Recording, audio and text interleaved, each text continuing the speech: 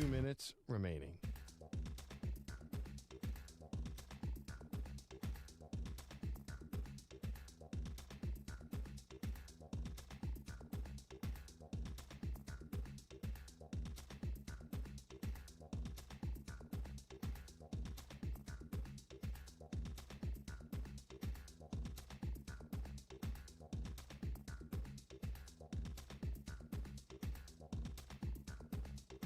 One minute, 30 seconds remaining.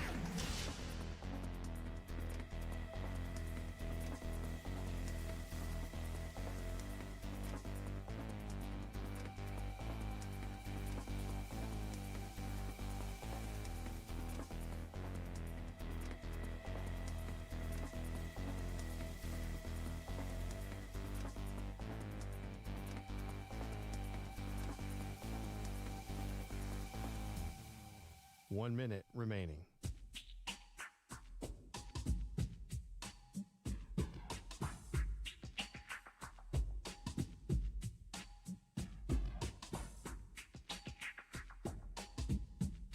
Forty-five seconds remaining.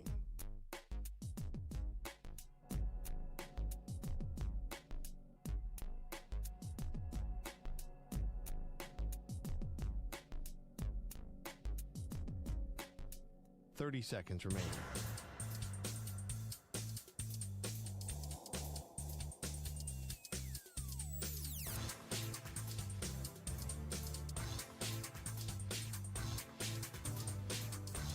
Fifteen seconds.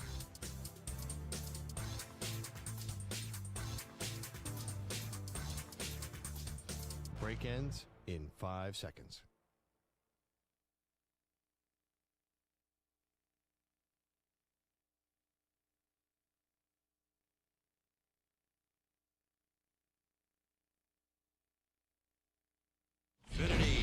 And beyond. He's live. He's nationwide. This is the Zach Gelb Show.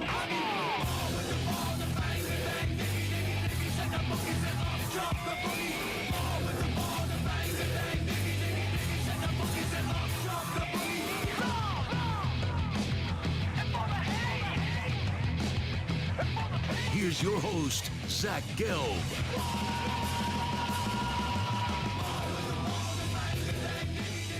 Ostentatious studios of the Infinity Sports Network here in beautiful New York City, sitting on top of the 10th floor of 345 Hudson Street. Welcome on in to what is a Thursday edition of the Zach Gelb Show across all the great local Infinity Sports Network affiliates, Sirius XM, Channel 375, the free Odyssey app, the iHeartRadio app, and also streaming live on YouTube. 888-710-4ISN is the number to jump on in. That's 888-710-4476. You could always get at me on Instagram, where I'm straight flexing, or via the good old cesspool of Twitter, X, at Zach Gelb. That's ZACHGELB. Or you can find me on TikTok at The Zach Gelb Show. Whole lot to do today. Willie Colon going to stop by 20 minutes from now. We'll be joined at 4 p.m. Eastern Time, Shawn Merriman. And then at 5 p.m. Eastern Time, we will preview the Big 12 championship game, talk a little Big 12 football. Texas Tech and BYU coming up this weekend with Ari Temkin, who's been hosting Big 12 radio for a long time. But first up, it is Week 14 in the NFL. It does get kicked off tonight on Amazon Prime. It is the Dallas Cowboys going to the Detroit Lions, and you have two football teams moving in two completely different directions. The Dallas Cowboys got off to an ugly start to the season. They were 3-5-1. When the Cowboys were 3-5-1, it felt like after getting just embarrassed on a Monday Night Football game by the Arizona Cardinals, turn out the lights, the party's over, right? The fat lady was singing already on the Dallas Cowboys season. But then coming out of a bye week, they opened up a can of whoop ass up against the Raiders, but they're the Raiders. Then they played the Philadelphia Eagles. And when they were 4-5-1, I'm looking at the Eagles, and I'm saying, all right, they play the Eagles, the Chiefs, the Lions, just win 2 out of 3, right? That's what I was sitting there and saying.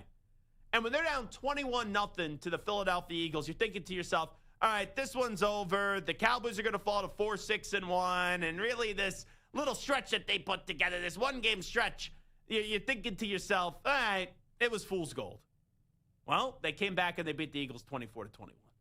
Then they're playing Kansas City with the whole world having the game on. I don't know how many people were watching it, but the game was at least on because it was right in the middle of Thanksgiving, so let's be real. That's a food coma spot if I've ever heard of one. But the Dallas Cowboys, if you watch the game, their offense was tremendous, and they defeated the Kansas City Chiefs by a score of 31-28. So now the Dallas Cowboys are sitting here at 6-5-1.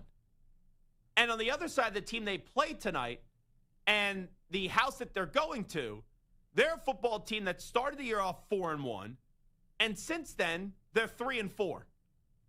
And they have compiled a record total overall of 7-5. And we just saw on Thanksgiving Day, as the Packers played the Lions earlier, that the Packers, who are not a great team, they're a good team. They look like a great team up against the Lions. And the Lions defense, especially in their secondary, they got problems. And then on offense, when you ask Jared Goff to kind of throw the football more than 30 times a game, it's really not conducive to go win. But here's the crazy thing. In that game up against the Packers, Jared Goff didn't even throw the football 30 times. He only threw it 26. But this offense is just not intimidating right now.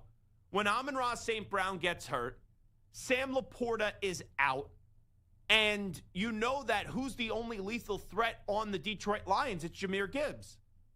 So you can utilize all your game plan in trying to slow down Jahmyr Gibbs when Amon-Ra St. Brown leaves the game with an injury, when Jared Goff isn't playing at a top 5 to 7 level that he's sometimes capable of, and Sam Laporta's out. Yeah, I get it. Jameson Williams is a good player. David Montgomery is a good player. Jameson Williams, he got his on Thanksgiving Day at 7 receptions for $144 and a score. But none of those players on the Lions really are game changers with Amon-Ra St. Brown, who's questionable for tonight. Sam Laporta, we know, is out, outside of Jahmyr Gibbs.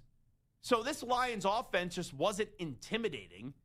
And the Green Bay Packers could pretty much do whatever they wanted. And the Lions weren't even at their best. And, offensively, and they end up losing the game 31-24. So you have two teams that the Lions were trending this way. They were trending up. And the Cowboys at the beginning of the season, they were plummeting.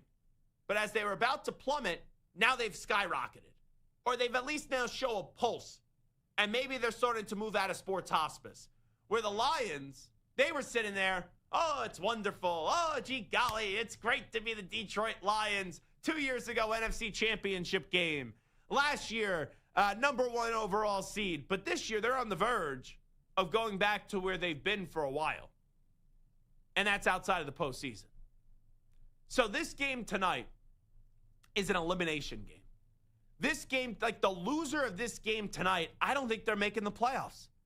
If the Detroit Lions lose, they will be 7-6 on the season. If the Dallas Cowboys lose, they will be 6-1 on the season. And you look at the playoff field right now, if the playoffs were to start tomorrow in the NFC, Chicago's the number 1 seed at 9-3. The Bears would be the 2 at 9-3. The Eagles are sitting there at 8-4. Tampa Bay is 7-5. Seattle is 9-3. Green Bay would be the 6. They are 8-3-1. And then the Niners would be the 7. They're 9-4. So if you're the Lions, you need this one tonight. And I don't think you're going to win this division after losing twice to the Packers. But you could still keep your wild card chances alive and the outside remote chance of you winning the division alive because you would be 8-5. I know that the Bears and the Packers, right, this is just the start of week 14, but they're 8-3-1, the Packers, and the Bears are 9-3. And then if you are the Cowboys, if you lose this game, even though Jalen Carter's going to miss some time with the injury for the Eagles, and the Eagles' offense has been miserable as of late, but if you lose this game and you fall to 6-1, even though you beat the Eagles once, are you going to be, and you split with them because you lost the first game of the season, are you really going to catch them when you're 6-1 and the Eagles entering this week are 8-4? Probably not. But if the Cowboys win this one tonight, they're 7-5-1 with an Eagles team that we don't know which way it's going to go. It could go like last year where they won the Super Bowl. It could go where they were 2 years ago where they looked like they were a great team and they flopped down the stretch. So you could still chase Philly for that division, or bare minimum, you beat the Lions tonight, you move past them, and then maybe you could find a way to get that final wild card spot. But you look at the Lions. The Lions, if they lose tonight or if they win, they're scheduled the rest of the way. They have the Rams next week. I know the Rams just lost to the Carolina Panthers. They're at L.A. The Rams are one of the best teams in football. Then they play the Steelers. You know, not a pushover, but a Steelers team that they're trending in the wrong direction as well. Then you play the Vikings. The Vikings have, you know, it's crazy to say, there's no resemblance of an offense right now. And then to wrap up the season, you have the vaunted Chicago Bears, who are actually doing good things with Caleb Williams and with Ben Johnson. So that's a tough schedule. You know, maybe you could lose one more game at most. Maybe. Like if you lose tonight, you're 7-6. You know, you beat the Rams, the Steelers, the Vikings, and the Bears. You could potentially still sneak in the postseason. You could at 11-6, maybe. But can I trust the Lions that they're not going to lose two more games down the stretch? I can't right now. You tell me between the Cowboys, the Rams, the Steelers, the Vikings, and the Bears, 5 games. You tell me that they're going 4-1? Can you sit here confidently and tell me they're going 5-0? I can't. Seems like it's probably going to be 3-2. You know, maybe even 2-3, but probably 3-2. And if that's the case, you're 10-7, and you're probably going to be out of the postseason. Now, for the Cowboys, if they lose tonight, they're 6-1. Now, that tie is enormous. They play the Vikings, the Chargers, the Commanders, and the Giants down the stretch. Those are 4 more games that they get. So even if they lose tonight, could they get to 10-6-1 at the end of the year? Probably unlikely, but not impossible. You know, they could beat Minnesota. You know, who knows what the health of Justin Herbert is, and the Commanders of the Giants, they stink right now. So it's more plausible that way than it is for the Lions. But you look at the Cowboys, if they do win tonight, then they sit there at 7-5-1. And if you lose, it's a different feeling than a win. But if they win tonight and they're 7-5-1, yeah, you may look at Minnesota and the Chargers and the Commanders and the Giants, and you may say, yeah, we can. You know, we can win out. Now, I don't think they're going to win out. I do think they'll drop a game at least the rest of the season. But I look at tonight. I walked into the studio today and I said to myself, I think the Lions are going to win at home, right? Like, the Lions can't be this bad. The Cowboys, right? Maybe they're playing a little bit above their head of what they're capable of doing. You know, it doesn't eventually have to crumble a little bit for Dallas, and things have to even out with the Lions. But then I sat here, and I was in the newsroom before the show, and I said to myself, what unit do I trust the most in this game? And I looked at the Lions offense, and I said, don't really trust them. Looked at the Cowboys defense, I said, they're better, but I don't really trust them. I look at the Lions defense, don't really trust them. Cowboys offense, ding, ding, ding, ding, ding. Dak Prescott, ding, ding, ding, ding, ding. George Pickens, ding, ding, ding, ding, ding. CeeDee Lamb, ding, ding, ding, ding, ding. Kind of like the sound effects, if I'm being honest. Like, that's a trifecta. George Pickens has been a stud. You know, there's times he's a jackass, don't get me wrong, but he's been a stud this year. CeeDee Lamb is one of the best wide receivers in football. And even though I don't think that Dak Prescott fella is someone you win a Super Bowl with, I'll give credit. There are years where Dak plays his ass off. And this is one of those years where Dak is shaking that tushy. That's what he's doing. Second in the league in passing yards. Tied for second in passing touchdowns. He's been phenomenal. He's been really damn good. And think about it. This is a Cowboys team that their owner before the season traded away one of their best players. And they're here. They got a chance. It's not a great chance.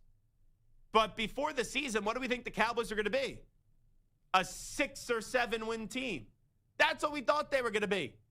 Now we're sitting here and we're saying, so you're telling me there's a chance for Dallas that maybe they catch the Eagles to win the division? Or maybe they find a way to snag a wild card spot.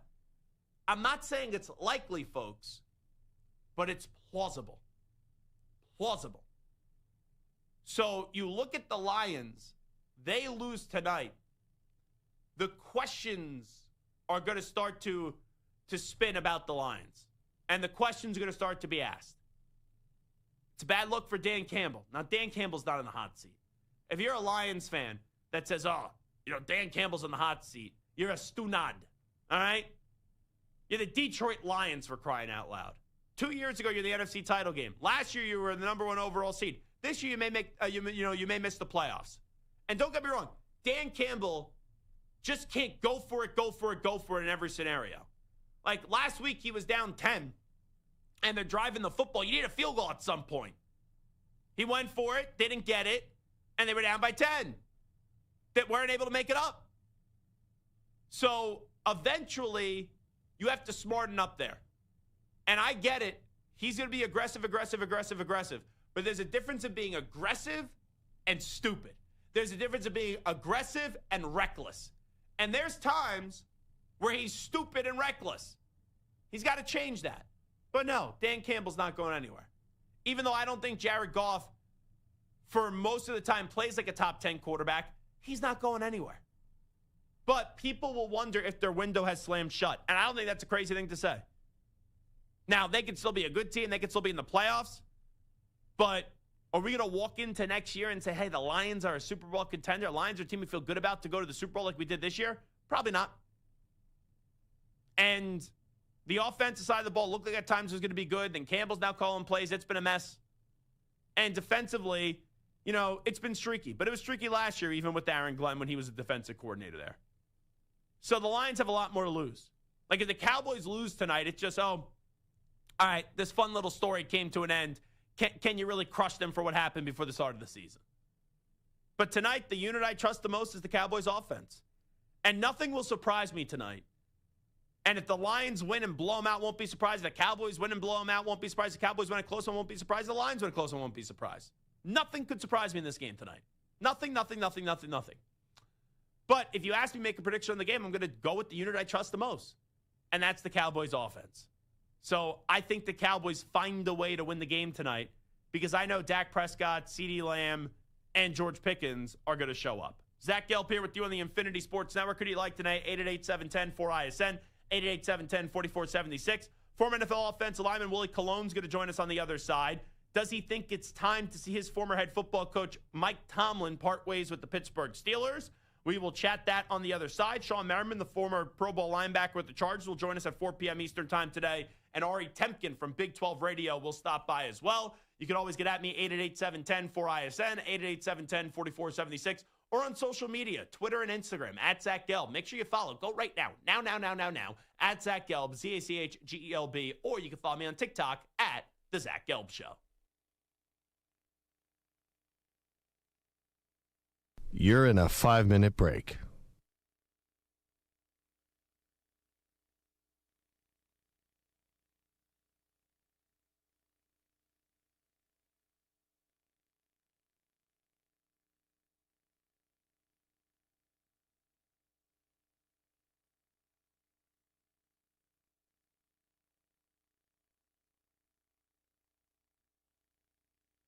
Four minutes, 30 seconds remaining.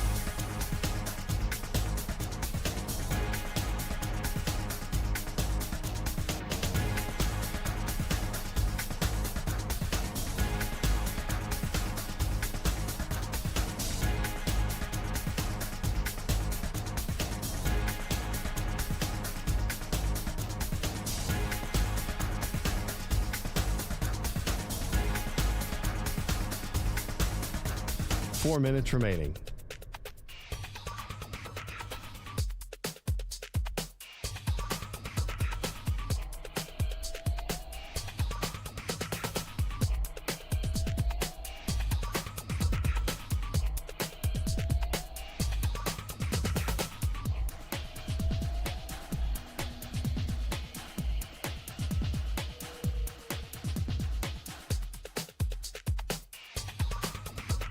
Three minutes, 30 seconds remaining.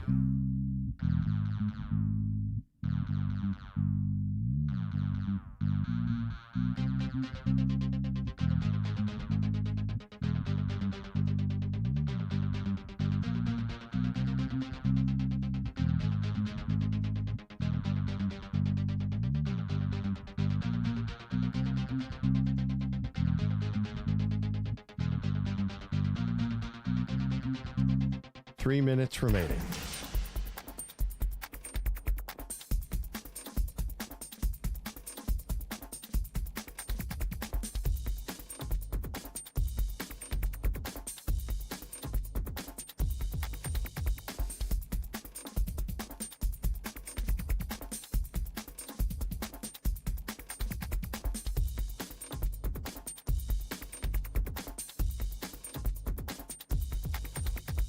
Two minutes, 30 seconds remaining.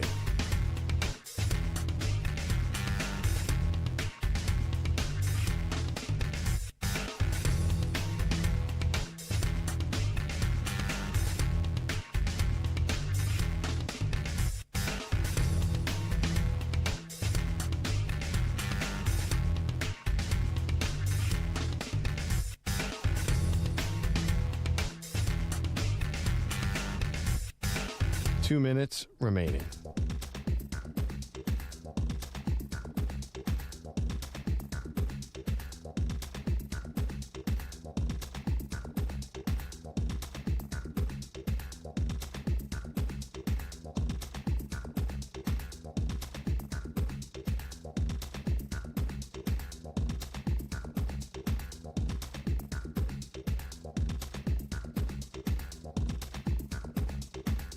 One minute, 30 seconds remaining.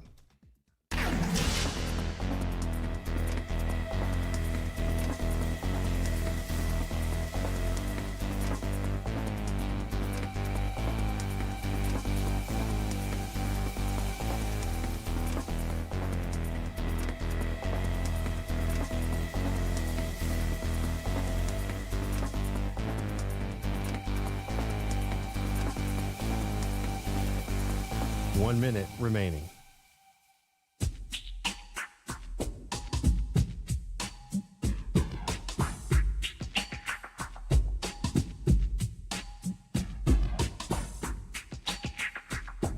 Forty-five seconds remaining.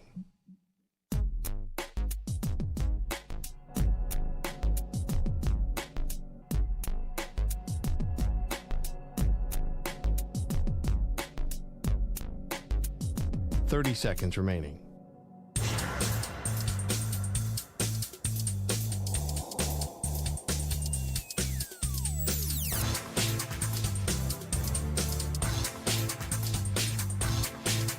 Fifteen seconds.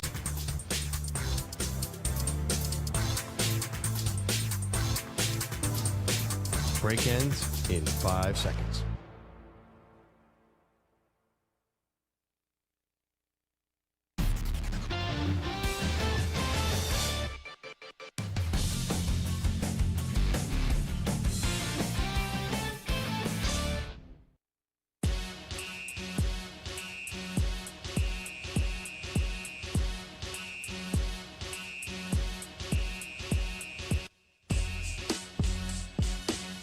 This is the Zach Gelb Show.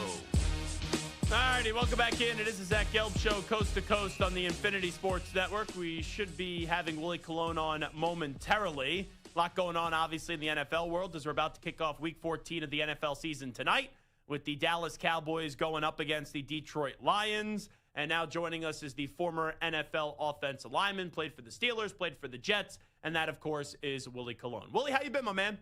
What's going on? Happy holidays. Yeah, happy holidays to you and your family as well. So Cowboys-Lions tonight, all of a sudden the Cowboys are back in it. The Lions have been trending in the wrong direction after starting the season off 4-1. Who do you trust more tonight in the showdown? The Cowboys right now. I think they're the hottest team in football. I think right now you talk about the way Dak's playing. I think he's playing at an MVP level. I also think he finally has a defense that travels, and I don't think he had that last year. Now, we also understand the Cowboys are a different team on the road. They're 2-4 right now. But Dak has been solid. He's thrown 12 touchdowns and then only 4 interceptions. But I think what's the caveat to it all is that we're looking at George Pickens through another lens, solely because of the relationship between him and Dak. And once again, I don't know how the Cowboys do it, but they do it time after time. They get a trio of some bad playmakers that can run up the scoreboard. So I like the way Dallas is playing. I love the way Dak's playing. And I also think, sometimes when you get healthy at the right time, that propels your team. And I think the Cowboys are getting healthy at the right time right now, and they're playing at a high level. You look back at it, the Steelers, they got rid of George Pickens. They brought in DK Metcalf. Pickens has been behaving himself this year. He's playing his ass off. I know at times he acted like a little bit of a jackass with the Steelers. I think that's fair to say. Looking back at it, do you think that was a mistake by the Steelers to go all in for DK Metcalf and then send George Pickens off to the Cowboys? It feels like it, don't it? Right? it feels like it. I think right now the only issue, I think one of the issues, I don't think they could have taken two Hollywood's, minded receivers in one locker room. DK, as great as an athlete he does come with some baggage. And I think Pickens, they kind of sorry, that was my wife. I think Pickens kind of ran his course with Mike Tomlin and the organization, and things had to happen. But I'm happy with the growth. And sometimes, listen, I think the Steelers and Mike Tomlin are one of the most patient teams in all of the NFL. But when you have to be able to learn from your mistakes. We've seen what happened with them and Antonio Brown, and even though Antonio Brown was on a Hall of Fame trajectory, there was a lot of bad that came with him too, right? And so I think they're more focused on good character, hard-nosed ball players. And sometimes you just got to cut your losses and move on. I think that's what Steelers did. Well, patience is wearing thin in Pittsburgh. Big Ben is talking about a divorce with the Steelers and Mike Tomlin. James Harrison referred to Mike Tomlin as not a great coach. How do you react to what some of your former teammates have said? It's tough because Mike Tomlin means a lot to me. He means a lot to me on and off the football field. He's somebody who believed in me early in my NFL career, my Pittsburgh career. This man has been a part of this organization for 19 years. They held on to Chuck Noll for 23 years. You're going to have ups and downs. And I think the Steelers are stuck in between stability and being stagnant. And it's tough, right? But I also try to remind a lot of people that, listen, there's a lot of other teams who had turnover with coaches, and they're still looking for the next guy, right? And they're still looking for the next quarterback, and they're still kind of trying to figure out who they are and what they want to be at as an organization. The Steelers right now realize that they can't continue in this mode as far as just constantly cracking the playoffs and just kind of being a one-and-done team. But I also believe Mike Tomlin is the floor, and I think he's the stability. And I also realize the Steelers just don't operate like everybody else. People just want to kind of join to the norms like, well, Dallas would have fired the coach or this team would have fired. Well, that's what they do. They know what the Steelers do, right? And that was kind of the running thing with Belichick. Everybody, just because a head coach didn't do the Belichick way, it didn't make him a good coach. It's not true. Everybody beats to their own drum. So I think right now they're 6-6, 2-1 in the division. The season isn't over. They're in a division that everybody's kind of figuring themselves out right now. And it's going to come down to the wire. But they need this game. This is a gotta-have-it game. And this is where you need all hands on deck and everybody who's, with a 8-figure contract to put on the cape and deliver. It just feels like it's time that they should split. Like, this the Pittsburgh Steelers now. They haven't won a playoff game since the 2016 season. Maybe it turns into one of the Andy Reid situation with the Eagles, where he goes off and, look, it was very successful for him. I know the Eagles didn't hit it right away with Chip Kelly, but then they found Doug Peterson and Nick Sirianni and won 2 Super Bowls. That's why I think what Ben said is kind of right. It could be best for both parties. Well, just note this. Mike Tomlin's going to have to fire himself. The Rooneys won't fire Mike Tomlin. That's just not what's going to happen. They've signed him through 2027. And I honestly believe he's going to right the ship. We're not looking at a 4-7 team that's currently searching for, a top 5 pick. You know what I mean? Like, we're talking about an organization who understands that they have some deficiencies. They haven't delivered. They've suffered some bad losses.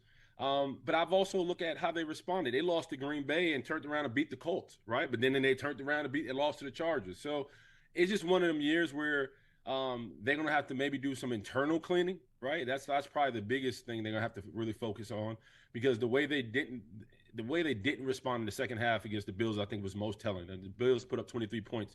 The Steelers scored 0. And that's where you're like, all right, what didn't we do at halftime for us to get that output? So I think it's going to be more in-house cleaning, but I don't think Mike Tomlin's going anywhere. Do you think Rodgers will be back next year? Like, I'm watching Rodgers, and I appreciate him playing through the injury, but then he gets hit hard, and he got the nose busted up. Like, I'm sitting there saying, dude, go do your ayahuasca, go sit in a cave, do what you want, and just retire at this rate. I think that's going to be up to Aaron Rodgers. But I think, Aaron Rodgers from the neck up is so far and beyond what that roster can compute. I think he's just played so much football. He's a 4-time MVP. He's 41 years old. He's seen it, done that. Some of them guys, the Steelers on offense isn't an old offense. A lot of them guys are still fairly young, so they're still growing into themselves. I think the biggest thing that he talked about in his presser after the game was, hey, man, we got to be accountable for how we prepare. He talked about going into that Buffalo game, they didn't have a good week of practice. And, there's film studying. I'm pretty sure he has meetings where he pretty much gets the receivers together, and it sounded like some guys missed those meetings. And so that's like the level of accountability that every ball player has to have. Are you doing your best going into the game so you prepare for any situation? And only every guy in the helmet can answer that question. I think Aaron Rodgers is tough. I like that. I love that he's our quarterback. I hate that he looks like a battered prize fighter, but I know one thing about him. He's going to figure it out. He's going to get right. And he's also held himself accountable in all those pressures. So it's just a matter of finishing the race. You got to see it through.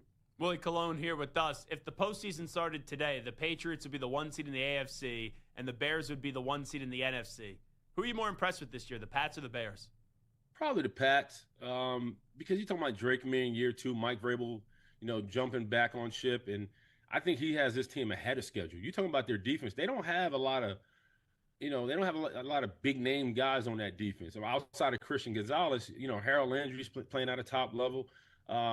But overall, together they matched the identity of how Mike Vrabel played. He was gritty, he was tough, he was disciplined, but he also had, he's a two-way player at that. And so when you watch this team, they seem like they're always prepared, they're always ready for the fight. And in reference to Drake May, I think the fact that we're looking at him as an MVP right now and a serious candidate for MVP just speaks to how the operation is being ran in New England.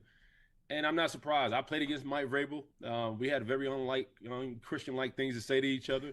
But he was a battle axe, man, and we fought and we grinded. But I love the way what he's done with his coaching career. When you talk to guys who have played for him, they see themselves in him, and they're like, hey, man, we can relate to this guy. This guy relates to us. He gets it. He's hands-on. We feel like we can communicate with him. There isn't so much of talking to the guy in the ivory tower. He's on the ground level. And it reminds me a lot, believe it or not, my first year with Bill Cowher. That's how a lot of the guys looked at Bill Cowher. Like, he was the guy who didn't – MIT has the same attributes, that those guys don't sit in the ivory tower. They come in the locker room, they mix, they mingle, they're on the field, they're doing drills with guys. They're getting in the mix. They're not just standing on the sideline with a whistle and a clipboard and kind of just watching the boys go. So I think that type of energy and how he operates, man, is contagious, and I'm not surprised about the Pats' success right now. Who was the one player through your career? Like, I usually think trash talk, it's between corners and wide receivers. That's when it's elite. But was there one player on the defensive side of the ball during your career that you could just remember, man, that dude was a great trash talker? Oh, man. The great Bart Scott is top 5. He's like my brother now, and I got to deal with him every Sunday. Yeah, he's a pain in the ass, let's be real. Yeah. The great Bart Scott is up there. There was a defensive tackle that used to play for the Browns and Chiefs, and he's from Brooklyn. His name was Shawn Smith. I don't know, remember him, nose tackle. He wouldn't shut up. I'm like, between him and Bart, by the time the fourth quarter came, I was like, I don't even know what we're talking about anymore. Like, we were just lost in translation. We just always cussing each other out. And there was Rodney Harrison was one of those guys. He just, he'll cheap shot you and then talk about your mama after it. So those are the guys that come to mind right off the bat. Is there a line that's crossed in trash talk? There was something this week where someone said, like, they're going to kill you or something on the field, and that made the waves. Is there ever a line in trash talk in the gridiron? Yeah, I threaten to take people's lives all the time. That wasn't it. I think anytime you start talking about people's wives and kids, that's when you cross the line. And everything else, unfortunately, your mama will be talked about. Unfortunately, your daddy will be talked about. But anytime you start dipping into, like, talking about people's wives and kids, I think that's when it kind of crosses the line. And I've never gone that route. Let me say this. I tell you what the ultimate line is: you better not spit on me. Yeah. Like, if you spit on me, I'm leaving the stadium in cuffs. So I'll tell you that. I would not want to pick a fight with one Willie Colon. Willie Colon here with us for a few more moments. Chiefs, are they going to miss the playoffs? You think this is it for them this year? I would love for the Texans to put the dagger in. I would. I think solely because I love the way the Texans look on defense. And, so much is talk about their edge rushes, but their interior line, led by Sheldon Rankins, who's a journeyman, has been stout too, man. And you talk about Stingley on the back end, and, it's really – man, this is big for C.J. Stroud, man, because he doesn't have to drive this thing. He just can't crash it, right? Because everything looks like the special teams working, the defense is working. They have enough of offense to be effective. He just has to play efficient, not be the reason they lose. And the Chiefs had a hell of a run. It's funny because I've been on a roller coaster. When it started the season, I was saying, hey man, this is the end of a dynasty. And then they started to rally. They beat Detroit, and they had a couple scrappy wins. And I'm like, oh, I had to eat crow a little bit. But then I'm like, man, I should have stayed true to my gut, right? And so I thought the loss against Denver really was kind of the needle the straw that broke the camel's back. This could be the dagger, and I want to see the Texans win. So that's my feelings about it. How about the direction of the Jets, a team that you cover for now, and SNY obviously played for them. They got rid of Sauce Gardner. They got rid of Quinnen Williams. They're starting to win some more games now as of late. They got their third win of the season. The Jets are moving in what direction? Well, I think they're starting to build an identity. I like the two acquisitions they was able to get between Michi and I forgot the young fellow. Adonai Mitchell. Yeah. Adonai Mitchell. Yep. I like that. And then listen, I think Aaron Glenn is a realist. I know he takes a lot of heat in the media for how he approaches the media, but I also think he understands like this thing is going to take time, and telling that to Jets fans is like putting a nail through their head. Like, bro, we've been waiting. Yeah, like we've seen this before. But I think Aaron Glenn has the young guys believing in what he's trying to do, how they practice, and how they operate. And the fact that, I think the biggest tell right now, whether people want to believe it or not, is this team hasn't given up on him, right? Like, because, you're in the New York market. We see social media, we watch the papers. People are calling for his head, and he's only, he's not even a full season through. People want him fired. And players read it. Players see it. But when you watch the tape and you watch how they're performing, they're fighting. I mean, they almost beat Baltimore. Breece Hall doesn't fumble that football at the end of that game. They make squeeze out of Baltimore with a W, right? And so to see that they still fighting and scrapping, the guys are still playing hard, I think it's a strong tell that they believe in what he's doing and what he's trying to accomplish. So. Last thing I'll ask you, Fernando Mendoza, Ty Simpson, Dante Moore, it's not a great quarterback draft class, but they're going to be in the top 10. Do you think the Jets ultimately take a quarterback in this draft? Zach, you just can't miss anymore, right? We've missed time after time. But you can miss this year. You damn sure can miss this year. But I also think if I wouldn't draft a quarterback, I think you go either get another prize defensive weapon or you go get the kid from Ohio State, Jeremiah Smith. I just feel like at this point you start building the team up. If you got to go get another bridge quarterback that can carry you for another 1 or 2 years until you see the guy and know the guy, like, no, this is him, there's no doubt about it, I think you hold off. Now, the question is, who that is. Do you bring Tyrod back? Is it a situation you make a pull for Kyler Murray? Do you stand on the desk and, sell your soul, try to get Mac Jones out of San Francisco? Like, there's some options there, but I think you start building this roster up to the point where, like, if you do go get a rookie quarterback, he can float solely because of the talent around him. He's Willie Colon. Willie, appreciate the time as always. Thanks so much, my man.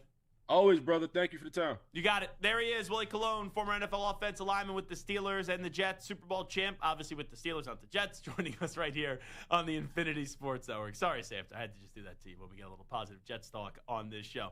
We'll come on back. I have an idea for college football playoff expansion. We'll go around the room on that. Update time first. Here's the Ackman, Rich Ackerman.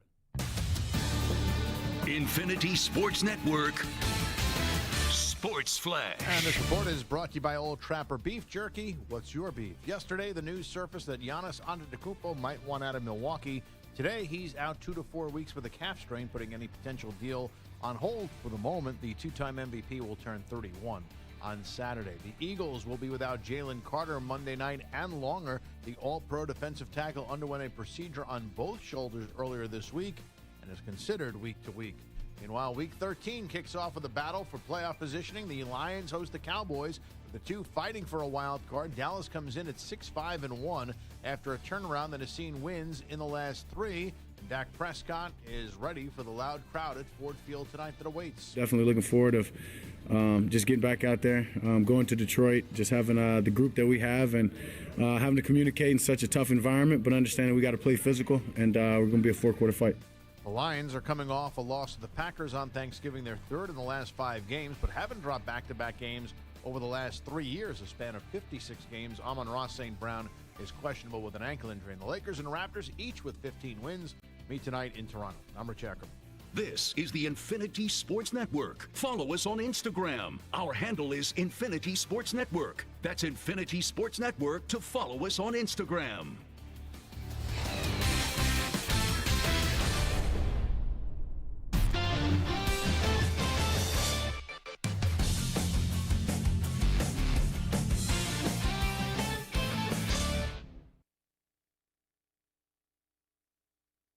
You're in a 5-minute break.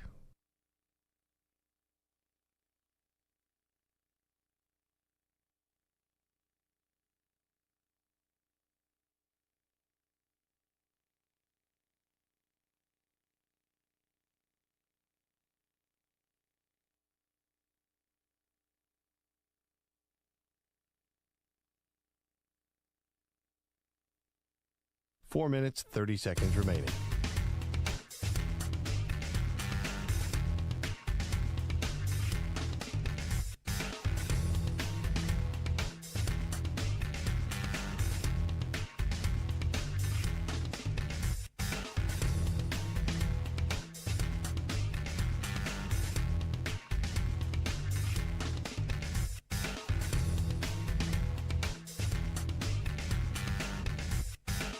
Four minutes remaining.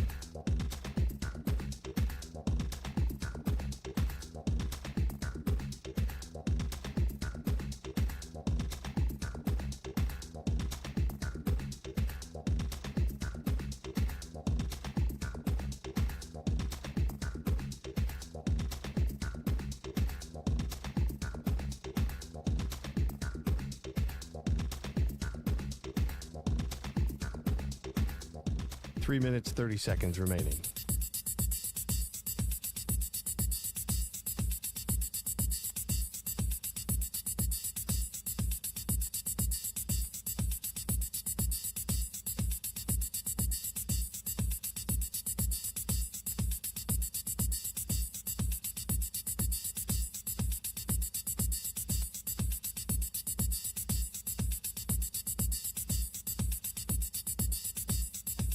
Three minutes remaining.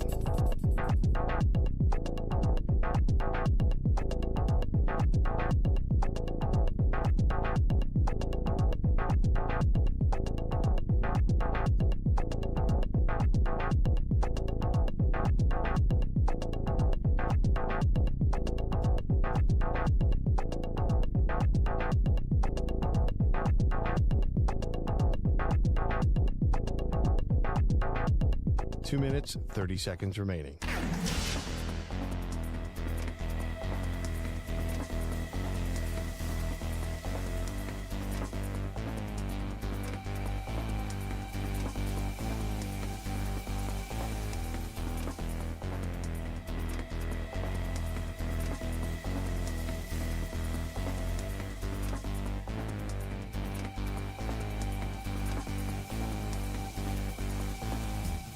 Two minutes remaining.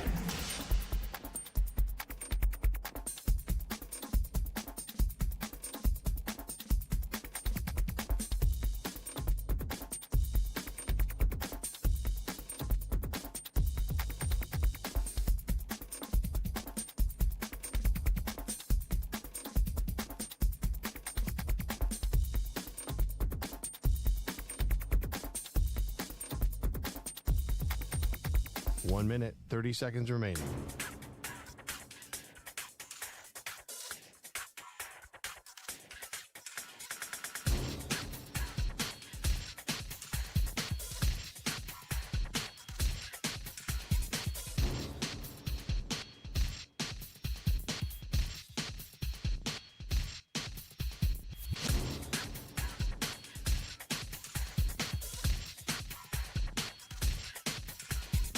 One minute remaining.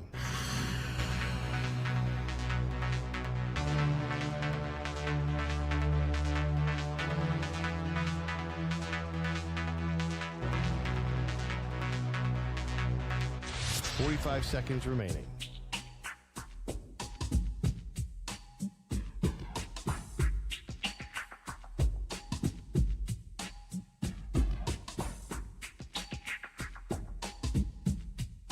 30 seconds remaining.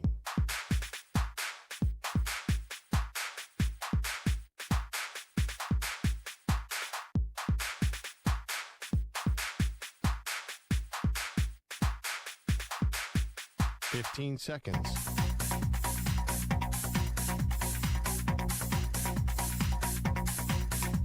Break ends in 5 seconds.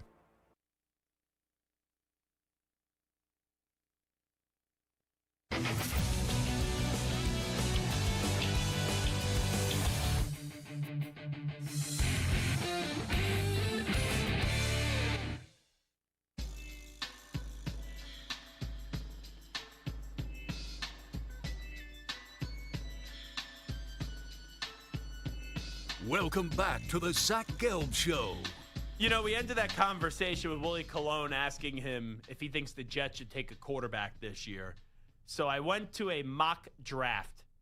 Oh, Andy, this one's from USA Today. Let me just see this real quickly. CBS Sports mock draft. Oh, well, I don't think my buddy Trapasso's even there anymore. Yeah, it's Mike Renner and Ryan Wilson. Now, Ryan has one updated from December 2nd. Mike's last one was in November.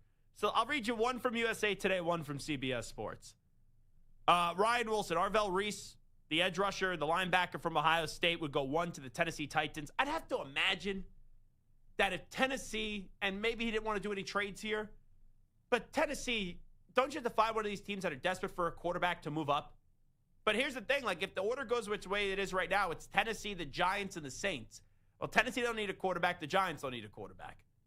Then the Raiders are 4. They would need a quarterback. The Browns would be 5. They need a quarterback. So who knows who would move up.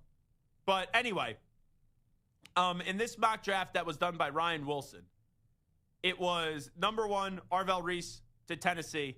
The Giants would then take Caleb Downs. So you'd have Ohio State players, back-to-back picks.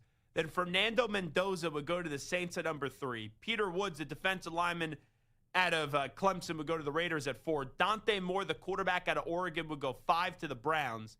Keldrick Falk, the defensive tackle out of Auburn, would go 6 to the Commanders. Ty Simpson would go 7th to the Jets. Samter, if the New York Jets draft Ty Simpson, who's got moxie, who's got toughness, right? He's doing a good job at Alabama. Would you be okay with that selection by your football team? Yeah, I'd be fine with it. I'd be shocked if the Browns take Dante Moore. I mean, they have 2 second-year quarterbacks and Deshaun Watson coming back. They're not drafting a quarterback that high, but who knows? The Browns are definitely going to be in play for a quarterback this year or next year. Next year, I think. I think this year, it's a lot of guys who are on that same plane as Gabriel and Shador. There's not like the guaranteed fit. I like Dante Moore. I don't love Dante Moore. Here's a good question. If Gabriel was in this draft class, would it be a first-round pick? The answer would be no. The answer would be, I understand Dylan Gabriel is someone that I even thought was better than what most people thought coming into college. The guy's too small. Hey, he's not going to move into the first round. And then Shador, that would have been interesting. Like, if Shador was in this draft class, and, let's be real, last year's draft class wasn't anything special. You had 2 quarterbacks go in the first round, Cam Ward and Jackson Dart.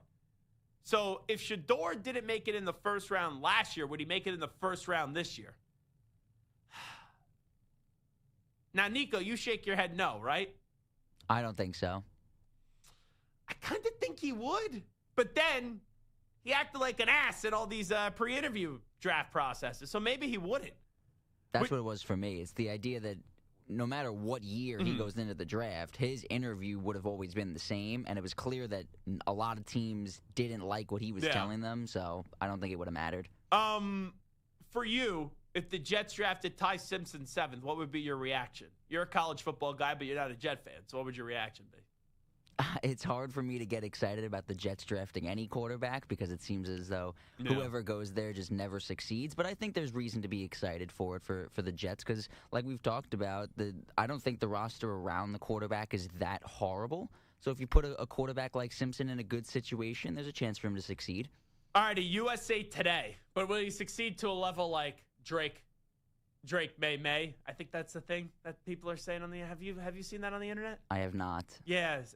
David Andrews, former Patriot offensive lineman, is going off. He's like, the 6'7" stuff and this Drake May. I guess that's his nickname, or Drake May. No, it's Drake May, I believe. That's what the kids are saying these days. I thought you would be one of them. You're our kid on the show here. But yeah, if the Jets drafted Ty Simpson, is he going to be Drake May, or Josh Allen? No. Wouldn't be. The one thing I'll say also is just generally speaking, I know you can't blame all Bama quarterbacks, but like Jalen Hurts, obviously he went to Oklahoma afterwards. He won a Super Bowl. Yeah, no, Jalen Hurts is very good, but he went to Oklahoma afterwards, so it's not like he's just a Bama quarterback. Tua, Mac Jones, Bryce Young, very high drafted Bama quarterbacks who haven't had a lot of NFL success. And before these four guys, there was nobody. Greg McElroy and what's the other guy who's who am I thinking of? A.J. McCarron. Oh.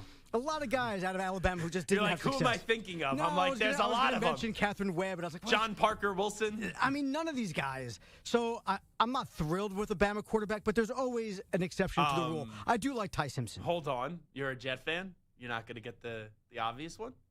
That was like 60 years ago. I'm just saying. Did Joe Namath not exist? Yeah, Joe Namath was. That is great. I love me some Joe Namath. It's a long time ago, though.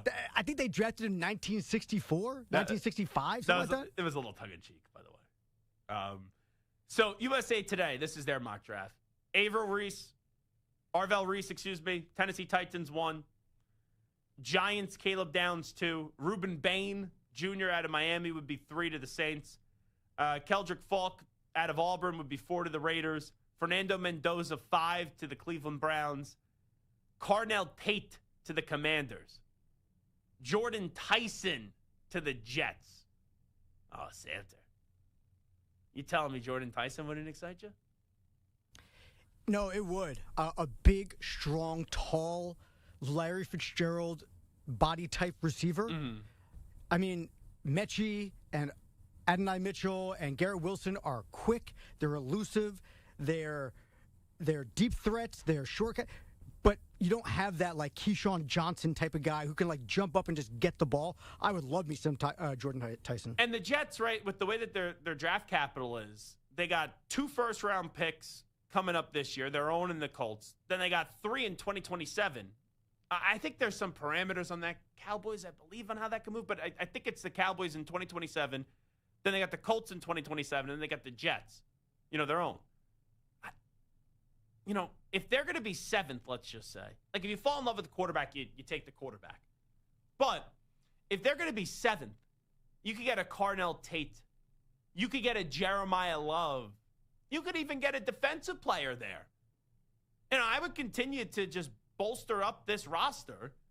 And this isn't a year where it's, oh, my goodness gracious, the quarterbacks are like, you got 2 first-round picks in 2026 and 3 in 2027. I would wait. Just don't draft an offensive lineman at what you do. Between Membu you've drafted enough offensive. We've drafted Tippmann was a second-round pick 3 years ago, and then you got Elijah Vera Tucker, you got Membu, and then he's been hurt. But I understand you could use an offensive lineman with one of those picks. I don't think it's crazy. You can never have enough offensive linemen.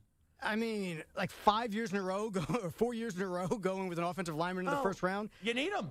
I like building it from the trenches, but not every time. All right, where would you think, if you said take a guess, on both these mock drafts, what number do you think Jeremiah Love would be?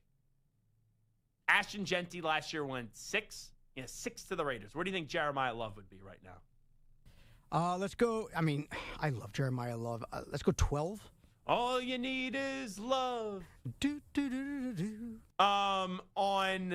Actually, go ahead, Nico. What do you think? What's your guesstimation here? I'll say 9. Okay. USA Today has him going 8th to the Arizona Cardinals right now. Ryan Wilson, CBS Sports, has Jeremiah Love going 11th to the Minnesota Vikings. Could you imagine the Vikings? Jeremiah Love, Justin Jefferson, Jordan Addison. Need a quarterback. Now, Nico's not happy with me saying they need a quarterback because he still thinks J.J. McCarthy could be the guy. Potentially. J.J. McCarthy hasn't played well. But it'd be one thing if he just wasn't playing well. this dude's always hurt. It's been 2 years. What has he played? 5 games? Had no games last year. I know he's on the field for, 2 games to start the season, a game and a half. He came back and played 2 more games, right? It's been only 4 games for J.J. McCarthy? Oh, my God. All righty. Michigan sycophant. I'm actually wearing Michigan sweatpants today. I'm not going to stand up and show you my pants because then it's like the junk cam on the Zach Gelb show. We don't need to do that here. And you need a wider lens, by the way. But anyway, Nico, what's your Michigan spin on one J.J. McCarthy? Obviously, availability is the most important thing, which we haven't seen. But I think that he's shown enough flashes in the short amount of time that we have seen him on the field to make me believe that it is possible for him to be successful. Outside of the Bears game? I think he played well in both Bears games, at least in the fourth quarter. Thought he wasn't terrible in the game against the Ravens. They kept it close. So we've seen the game in Detroit where they went into Ford Field and won that game. So do you think he'll be the starting quarterback next year in Minnesota? I do. I don't know. I really don't. Now, what's their other option, though? Now, if they get Jeremiah Love and you have Addison, you have Jefferson, all right, maybe you give them another shot. Yeah, they have enough pieces there now. Could they trade for Kyler Murray? I wouldn't be thrilled about that, but him and O'Connell, I'd be intrigued by it. Do they maybe even just say, hey, Daniel Jones, come back, come back, come back? And they replace Daniel Jones with J.J. McCarthy. Those would be the first, in the moment, those would be the first 2 things I would give you. All righty, Shawn Merriman's going to join us coming up at 4 p.m. Eastern Time. At 4:20 p.m. Eastern Time. I'm supposed to do that here, but then we got sidetracked because Willie Colon had a great conversation with us. Nico will give you an idea on what the College Football Playoff Committee should do moving forward in terms of expansion. So will Samter and so will I. If we are expanding the College Football Playoff, how should it look? We'll give you all those ideas coming up in 25 minutes from now. But first up, we will have Shawn Merriman on the other side.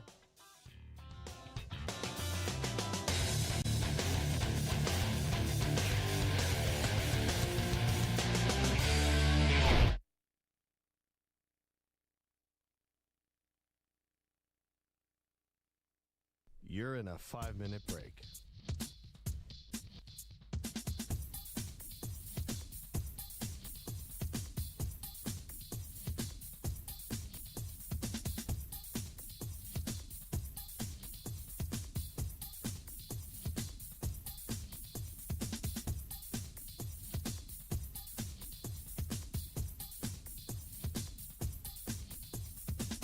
Four minutes, 30 seconds remaining.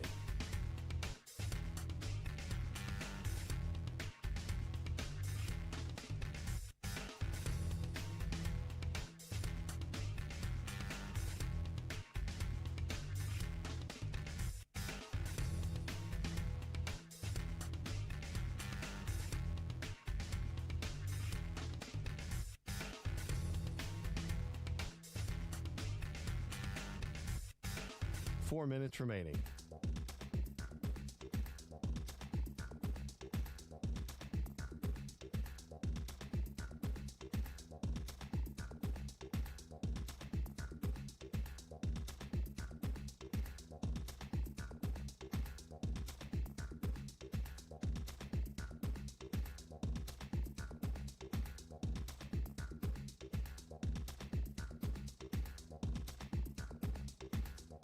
Three minutes, 30 seconds remaining.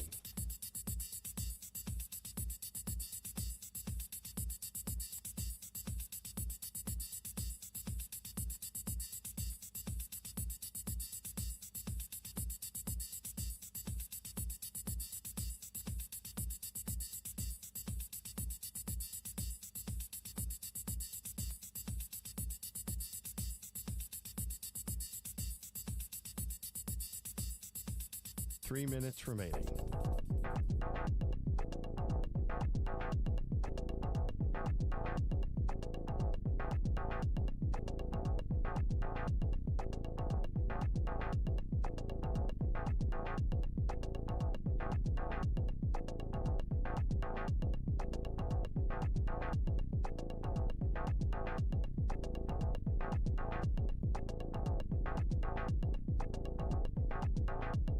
Two minutes, 30 seconds remaining.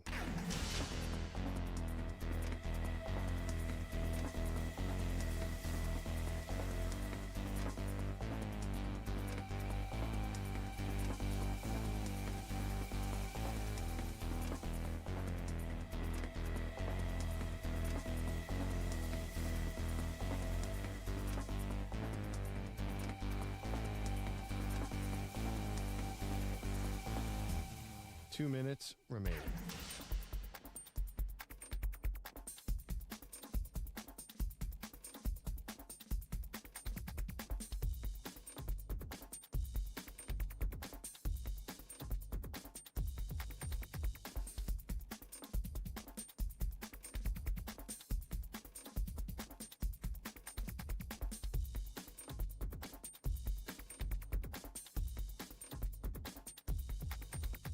One minute, 30 seconds remaining.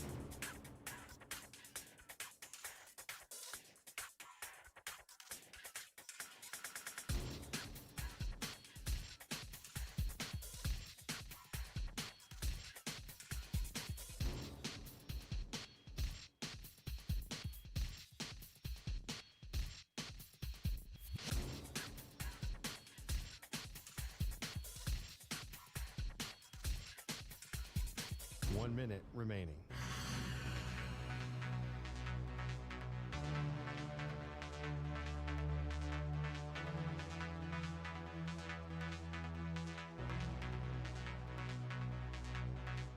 Forty-five seconds remaining.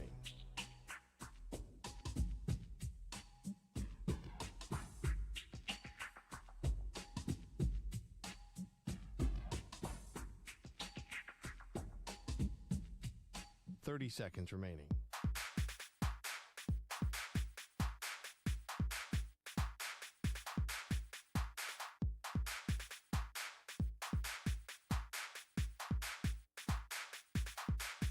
Fifteen seconds.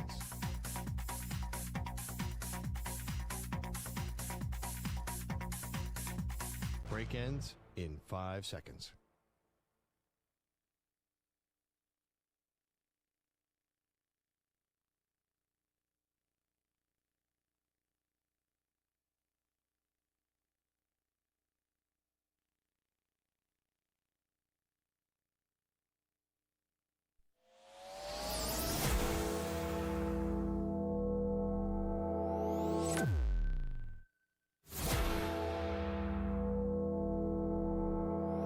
To infinity and beyond.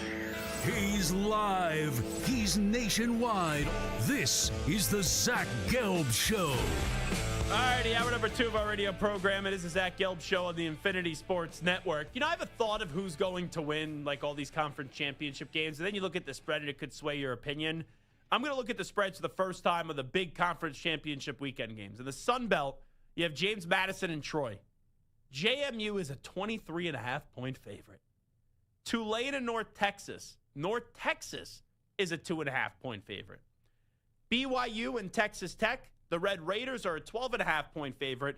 That was similar to the spread the last time these two teams met. And I thought that was so disrespectful at the time to BYU because BYU was undefeated. And then BYU got absolutely curb stomped by Texas Tech.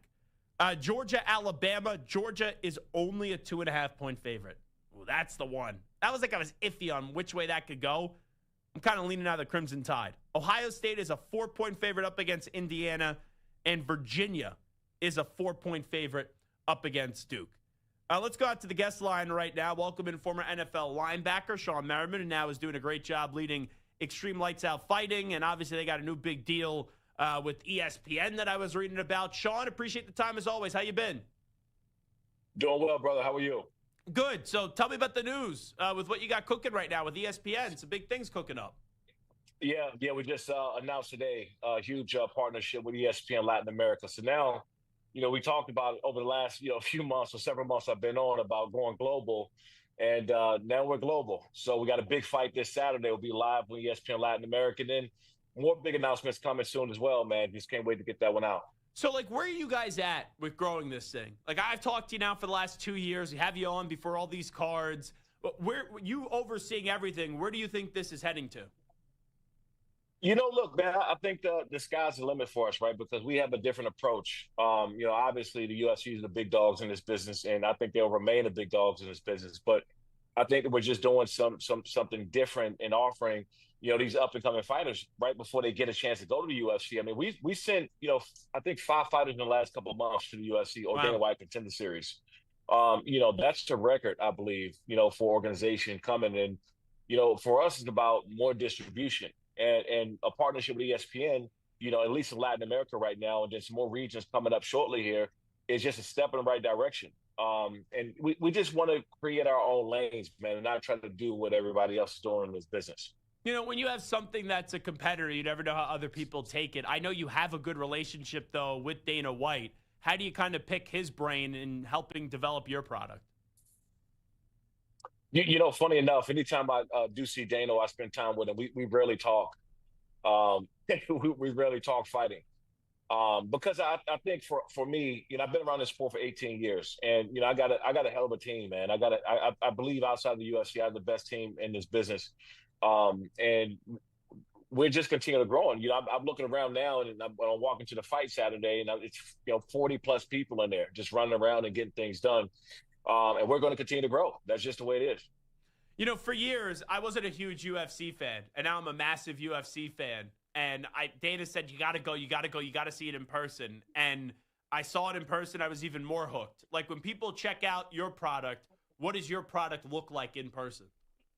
It's intense, man, because, we don't have the, I think, 15 to 20,000 like, the UFC had, but we're around 2,000 plus, and soon to grow a little bit bigger than that. But our thing is really, having high quality TV production.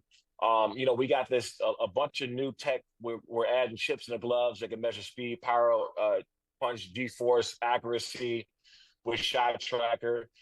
We also have AI advertising that people will get a chance to watch. So it'll be different sponsors on the mat every few fights or so. So we're offering fans something different, data and metrics, to really get them locked into what we're doing. And we're not trying to go down that same path as some of these other promotions doing, chasing the UFC. That's just not who we are. Talking to Shawn Merriman right now. All right, let's get to some football. You got the Lions and the Cowboys tonight. That game going down in Detroit.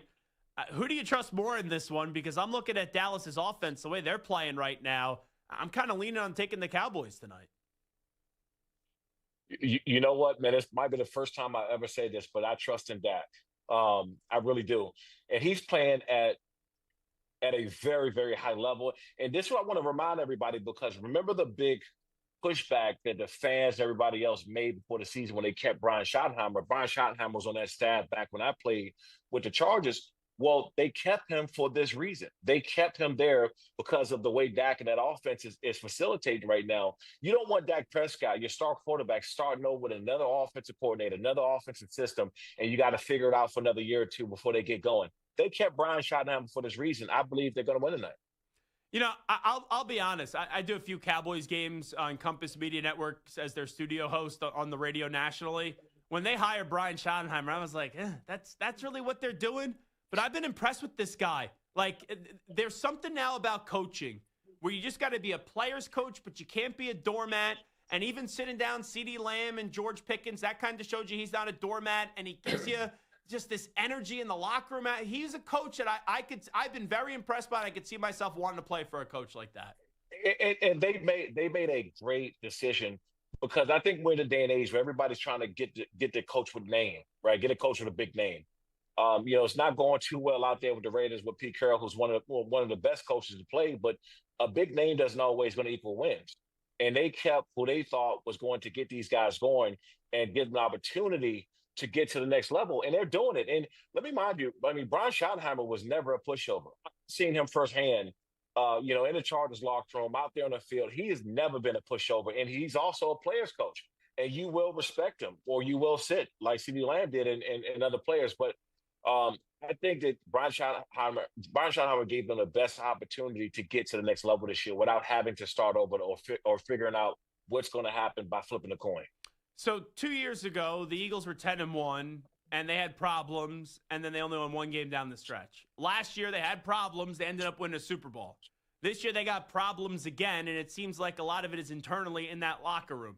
If you were a leader on that Eagles team, what would you be saying? Because they got the talent. The question is it going to be 2 years ago, or is it going to be what happened last year? It's funny. First of all, the goal is to win football games.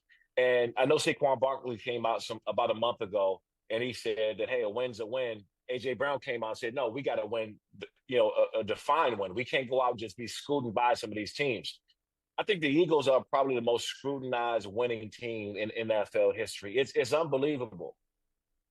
because they go out and get the job done. And they may not get the job done how you think they should get the job done, but they go get the job done. How about your Chargers? Where are you at with them? Like, there's a lot of injuries this year. Now Herbert, had to get the surgery. We'll see if he's going to play up against the Eagles on Monday. Where is this team heading towards this year? It's funny. The beginning of the season, the first 3 or 4 games of the year, everybody was screaming Super Bowl, yeah. Right? They had all their weapons. Now, again, Rashawn Slater goes down before the season starts. You move Joe Alt over, he goes down for the season. Najee Harris, who's never had a long-term injury before in his life, he goes down for the season. Omarion goes down. The other running back, rookie running back, goes down. Khalil Mack goes down with that elbow. This team has battled more through injuries. And by the way, not just injuries to regular guys. These are your star players that go down with long-term injuries. So for them to be in a position they are right now to still be fighting for something, it says a lot about that coaching staff. It says a lot about those leaders in that locker room. It says a lot about that organization, man, because most people would have tucked it in. Most people would have tucked it in with the amount of injuries that's happened to them in the past, several weeks. If you had to pick a Super Bowl prediction right now, one team from the AFC, one team from the NFC, who would it be? I think this is the first year there is no clear-cut team. There is no clear-cut in both divisions. There is no clear-cut team. Each and every team can win or lose every single week. You're not saying, that team is dominant, they can't be beat, or they're going all the way. This is the first time. I like teams like Tampa Bay out of the NFC. That I like them. That I don't know what the health status is over there. And I know they got some guys banged up. I like my Chargers still coming out of the AFC, but also too, man, the Colts. The Colts are another sleeper. You ever gonna say you ever like the Patriots, or is that just not allowed with what happened all those years? I do like the Patriots, man, and Drake May, man. First of all, I think they made a hell of a decision at the head coach in bringing him in, and just him bringing that attitude. I think it starts from the top down, but I do like Drake May a lot. I'm just curious. I know you're a Charger legend. Rodney Harrison is a Charger legend. You guys never played, though, on the same team. And I saw the Hall of Fame stuff comes on out. Rodney's got a chance once again this year. To you, is he like a surefire Hall of Famer? Because I've been a little bit annoyed how long it's taken for Rodney Harrison. No doubt. And look, I don't want to bash the committee. I don't want to bash anybody because it is tough. I mean, you look at the finalists this year. It is a tough decision that they got to make. But some guys that play the game how it's supposed to be played, and they don't come around too often. And Rodney Harrison is definitely one of them. You can scream and shout that he should have been in. But this should be the year he should get in the Hall of Fame. All righty, Kansas City, what's their future like? Is this just, if they miss the playoffs this year, is it just, hey, you still got Mahomes? It happens. Every team maybe has a down year, and they'll be fine the next season. I think they'll be fine. And what happens is I think we all get spoiled. We all get spoiled when somebody's been winning for so long, they're expected to win. This is still football. And mind you, the conference get better. I mean, Denver is a much better team they has been in the last couple of years. The Chargers, even though they've been banged up and injured, they're a much better team than they have been in the past. And so you look at Kansas City, it's like, okay, did Kansas City get worse? Or that division just got a lot better? And I just think that everybody's taking too much away from Kansas City and not talking about the other teams in the AFC West. If you were game planning for Bo Nix, what would kind of your view be of Bo Nix? Just wondering. You got to get him. He's really, he's not going to go out and just wow you every time, but he's a fighter. He's gritty. And that's why Sean Payton liked him so much, because he's a fighter. He's going to go out there and give you everything you got, but you gotta lay a helmet on him. You got to hit him and knock his confidence out and make him fight an uphill battle, man, because when he gets going, he has that motor and he takes advantage of that momentum. So you got to stay in his face. Last thing I'll ask you, Josh Allen with the Bills and Buffalo right now. It's been up and down. Allen trying to do everything. You got James Cook there, too. Outside of that, not much on the offensive side of the ball. Can they get things right, and can this be their year, or does it just seem like, hey, it's just not clicking for Buffalo this season? No, it definitely can be their year. And I say this, teams like that have about a 4-year window to win one. It's Buffalo's time to cross over that hump and get there. And also, I'm hoping my man Darius Slay, man, I hope he finds his way not to retire from football, stop playing, and go up there in Buffalo, man. They got the best fans in sports. So I'm hoping that Darius Slay changes his mind here over the next week and get his ass up there to Buffalo. Well, hey, we appreciate it. Make sure you check out Lights Out Extreme Fighting. He is Shawn Merriman. Shawn, always great to have you on. Thank you. You got it, bud. Thanks for having me. All righty, there he is, Shawn Merriman on the Zach Gelb Show on the Infinity Sports Network. Real quickly here, I want to play this for you. So, Kalen DeBoer, there's been all these rumors. We even had Taylor Davis the other day, and she was talking about how she still thinks it's on the table. She still thinks it's a possibility that if Alabama gets blown out of the national championship, in the SEC championship game, and let's say they miss the college football playoff, she still thinks it's plausible that DeBoer leaves Alabama to go to Penn State. Now, maybe it's because I know a lot of sycophant Penn State fans, and Taylor Davis obviously covers the SEC. She's not a sycophant Penn State fan, but they've been throwing this name out there to me. DeBoer. Kalen DeBoer to Penn State. Now, I've had Kalen DeBoer on this show since Fresno State. He comes on this show a ton. And I don't know if he's happy or not in Tuscaloosa. But I've never sensed that he isn't happy in Tuscaloosa. Now, is it an adjustment going from Washington to Alabama? Yes. Do I think Kalen DeBoer is still a top 10 coach in the sport? Absolutely. But does anyone really think that Alabama is going to be left out of the college football playoff after this weekend? I don't. Kalen DeBoer's done one thing at Alabama, if you could say anything. He's defeated Georgia twice, back-to-back seasons. So this is going to get to a spot where over the weekend, they're going to lose by 3 touchdowns, and the committee's going to keep them out? No, I think there's a good chance they win the game outright, if I'm just being honest. And I believe Georgia could win the national championship this year. So I think DeBoer, and I've said this before, I've never really taken DeBoer seriously for the Penn State job. But the rumors keep on growing and growing and growing and growing, and people are saying, well, we're sitting here on a Thursday. Penn State still hasn't announced the head coach. They've swung and missed like 3,000 times. Is DeBoer still in play? Well, SEC championship weekend is obviously rolling around right at the corner this Saturday in Atlanta, Georgia. And I guess they had these media press conferences for the SEC championship game between the Alabama Crimson Tide and Georgia. And Kalen DeBoer was asked about all the Penn State rumors. This is what it sounded like. What do you think when people link you to the Penn State job and say that you and your family aren't happy at Alabama? Yeah, we are extremely happy at Alabama. It's the first time I've been asked, so I appreciate you, Charlie.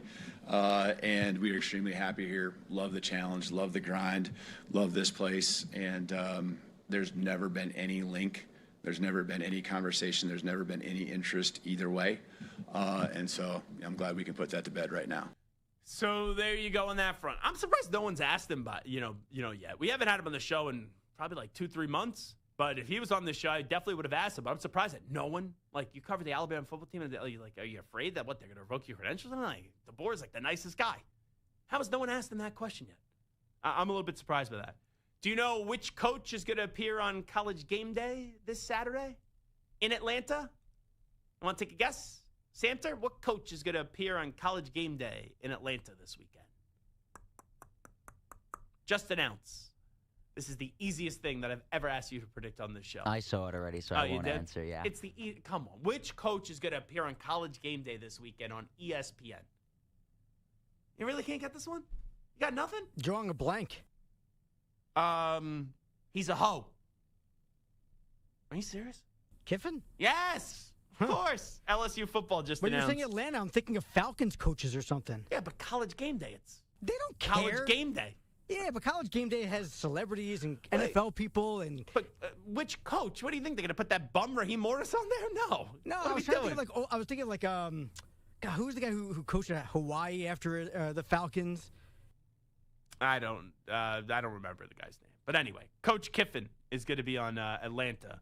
In Atlanta for an appearance on College Game Day this Saturday. All righty, we'll take a break. We'll come on back. When we do return. June Jones. Oh, okay. Yeah. They're going to put June Jones on College Game Day for the SEC championship game.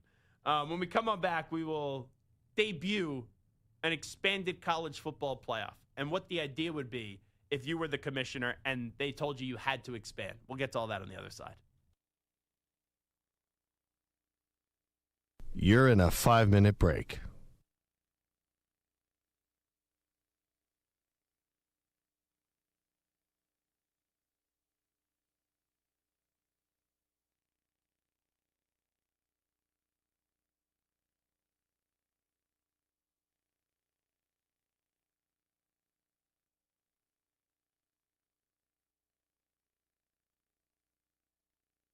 4 minutes, 30 seconds remaining.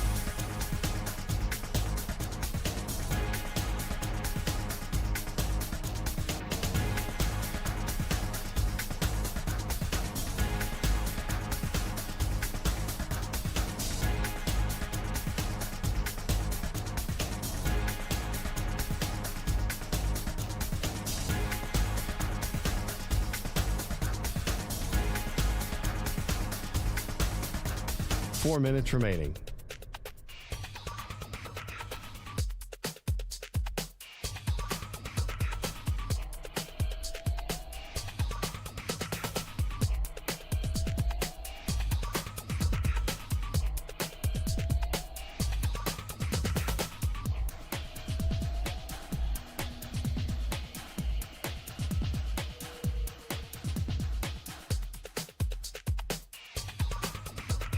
Three minutes, 30 seconds remaining.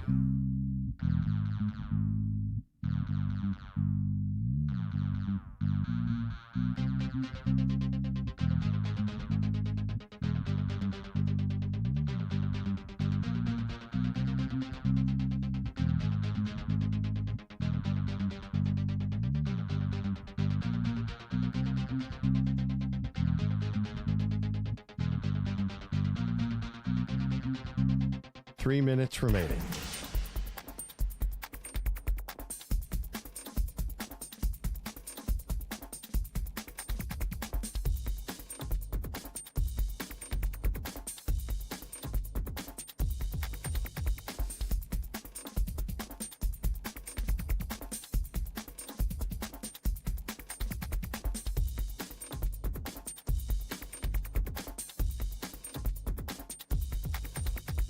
Two minutes, 30 seconds remaining.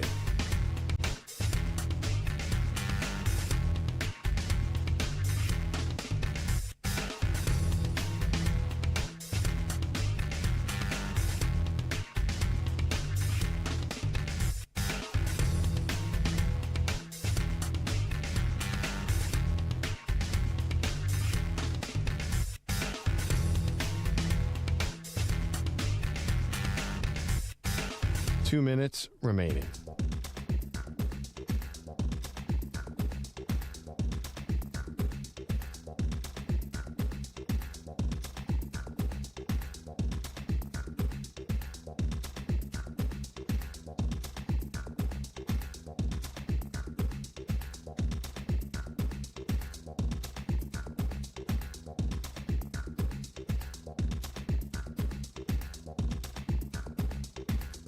One minute, 30 seconds remaining.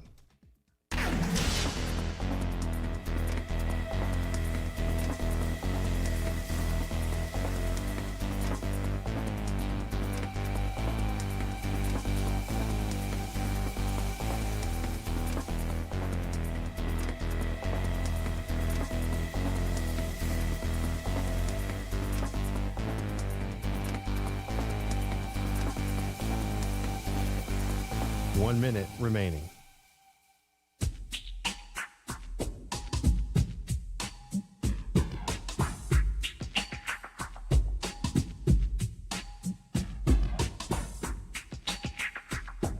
Forty-five seconds remaining.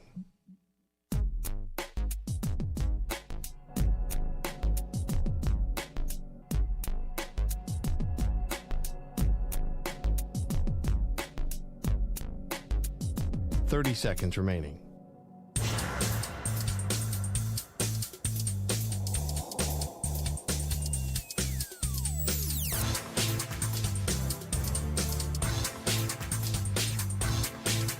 Fifteen seconds.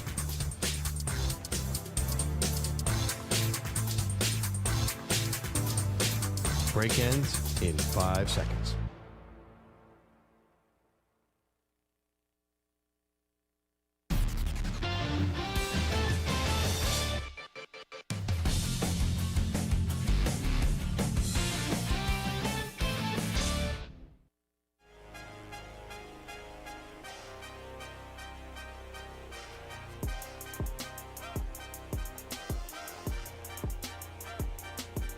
You're listening to the Zach Gelb Show. Jordan Schultz, Football Insider, just tweeted out sources Penn State interim head coach Terry Smith. If I didn't tell you what the rest of the report is there, Nico, what do you think it is? If it's regarding Terry Smith. I'm thinking you're going to say that he's a lead, like the favorite now to become the head coach. Samter, what would you think that would be the same thing? That's what I would think, but because I think that everything that Nico says is wrong, I'm going to say is officially out of the running for the Penn State coaching job. You would be wrong on that, Samter. Nico, you're kind of right, just not at Penn State. Oh. Kind of. According to Jordan Schultz, Penn State interim head coach Terry Smith has received significant interest for the UConn and Memphis head coaching jobs. Smith received a glowing endorsement from former Penn State star Micah Parsons today, who told reporters, quote, "If we have any common sense, if they ever want me to come back, they better put Terry there. I'm going to be honest with you," close quotes. Now, can we just be honest about this? If Penn State doesn't hire Terry Smith, do you think Micah Parsons, who loves being about himself, if they invite him back to a game, you think 2 years from now he's not going to come on back? It's like, I understand the push for Terry Smith because they've swung and missed so many times, and the players want Terry Smith, and there's a lot of alum, and there's a lot of people on the board of trustees that want Terry Smith. But if that's the guy you're going to hire after this whole search, and then you should have just kept James Franklin. And I'm someone that said it was time for James Franklin to go. They needed him to go. And nothing against Terry Smith. I remember when he was at my alma mater. That's where he started his coaching career. Back in 2013 when he was a Temple wide receiver coach hired from Gateway High School in Pennsylvania when Matt Rule hired him. But is that really going to be the next head coach at Penn State? You got to have somebody else. I see that Matt Campbell's name. I don't know if this is true, but Matt Campbell's name's popping back up. Like, I'm not even the biggest Matt Campbell fan. If you tell me Matt Campbell or Terry Smith, I'd rather have it be Matt Campbell. But then there was Tony Rojas as well, the great Penn State player. And he was even saying today that 90% of the guys that would return want him. Let me pull this up. Yeah, we stand with Terry and nobody else. That's simple. 90% of our entire roster for next year when they said, who's we? So that's the latest. Tony Rojas, excuse me. I think I said Terry. Tony Rojas, by the way, is the player that said that. Yeah. Doesn't it kind of feel like the Marcus Freeman Notre Dame situation? Kind of the underdog where nobody knew that he was going to get the job, but the players all wanted him, and the reaction to the by the players when it was announced that he was going to be the head coach, they were losing their minds. It kind of feels like that. Nobody thought that he was going to be the guy, but the players loved him, and look what he's doing now. I don't know if I would have said no one would have thought he was going to be the guy. This would be more like, this would be even less predictable than that. But I will say, I've seen this happen before, where there have been football programs that demand for someone on the staff to get hired. Sometimes they do, sometimes they don't. Can Penn State still survive if they don't hire Terry Smith? Yes, they can. And here's the thing. The Penn State schedule for next year, I don't even know what the roster is going to look like. They open the season with Marshall. Then they're at Temple. Oh, my hell's Casey Keeler. We may have a chance again. Then they play Buffalo. Like, those are their first 3 games of the season. That's should be 3-0. Then they're at Maryland. They're at Michigan. This is now in no order because the schedule's not set. At Northwestern, Minnesota, Purdue, Rutgers, USC, Wisconsin, and at Washington. Penn State's 2 toughest games next year are at Michigan and are USC. Yeah, I think they could bring in a new coach. They could have success. Now, it's not. I don't think they'll win a national championship. And you can say, well, James Franklin would have done well with the schedule. He would have. But it was time for James to go. How many times did people ask James Franklin, do you still want to be the head football coach at Penn State? He kind of like tap danced around the answer. And it's kind of like the Mike Tomlin situation. And I know people are going to say, it's a little bit different. It is a little bit different. But I think it's best for both parties in Pittsburgh right now for Mike Tomlin to split with the Steelers. And I thought it was in the best interest for Penn State and also James Franklin to kind of split. Now, James Franklin's landed. There's momentum there. I think it's a good spot going to the ACC. for him at Virginia Tech. Now we got to see who Penn State hires. But we're sitting here on a Thursday at 4:30 p.m. Eastern time, and we still don't know who the next head football coach is at Penn State. The longer and longer this goes, the sloppier and sloppier it gets. That's what it is right now. This is sloppy. And, if it's Brian Daboll, wouldn't you have hired him by now? All right, Matt Campbell, wouldn't that be announced by the end of Saturday?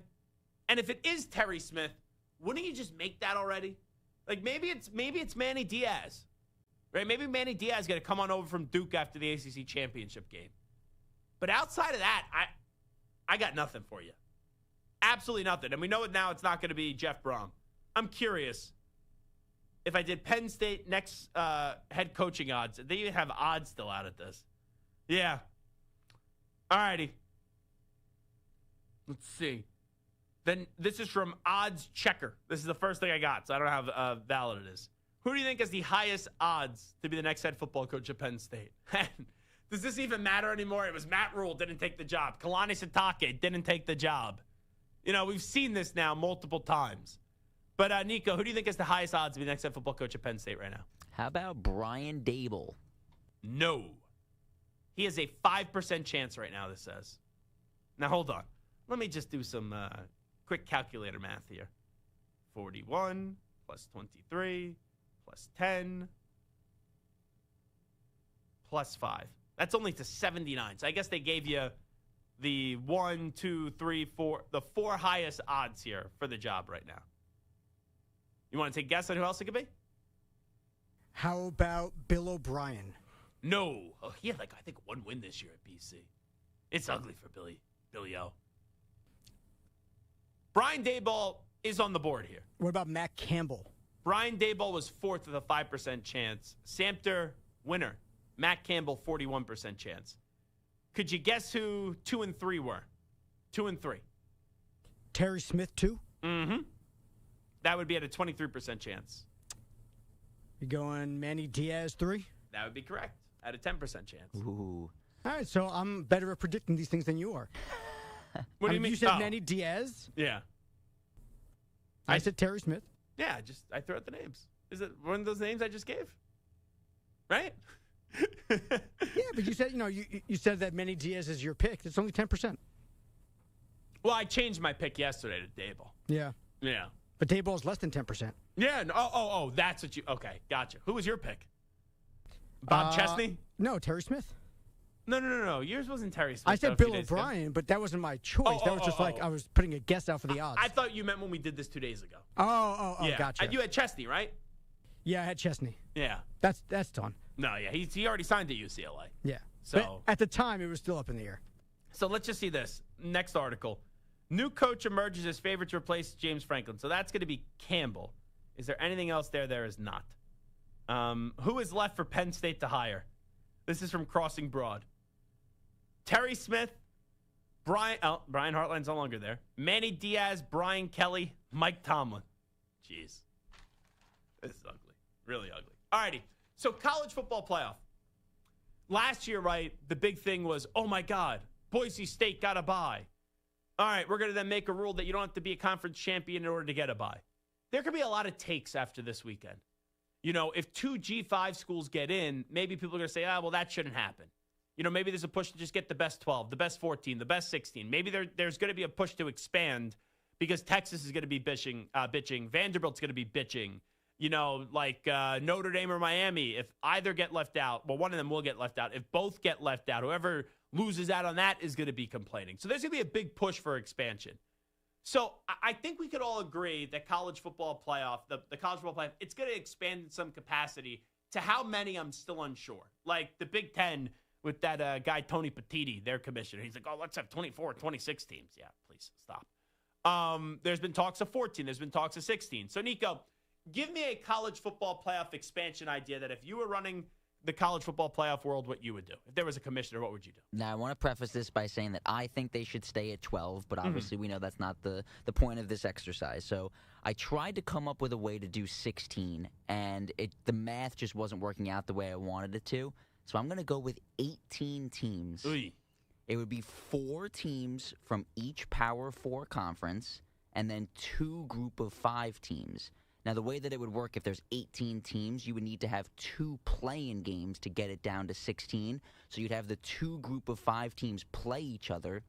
Winner would advance, and then the 2 worst teams based on the rankings from that point would also play in a play-in game. The other important note in doing this is it forces Notre Dame to join a conference because there will be no at-large bids given out. No at-large. Wait, so you would have 4 in the SEC, 4 in the ACC, 4 in the Big 12, and then 4 in the Big 10. Yep.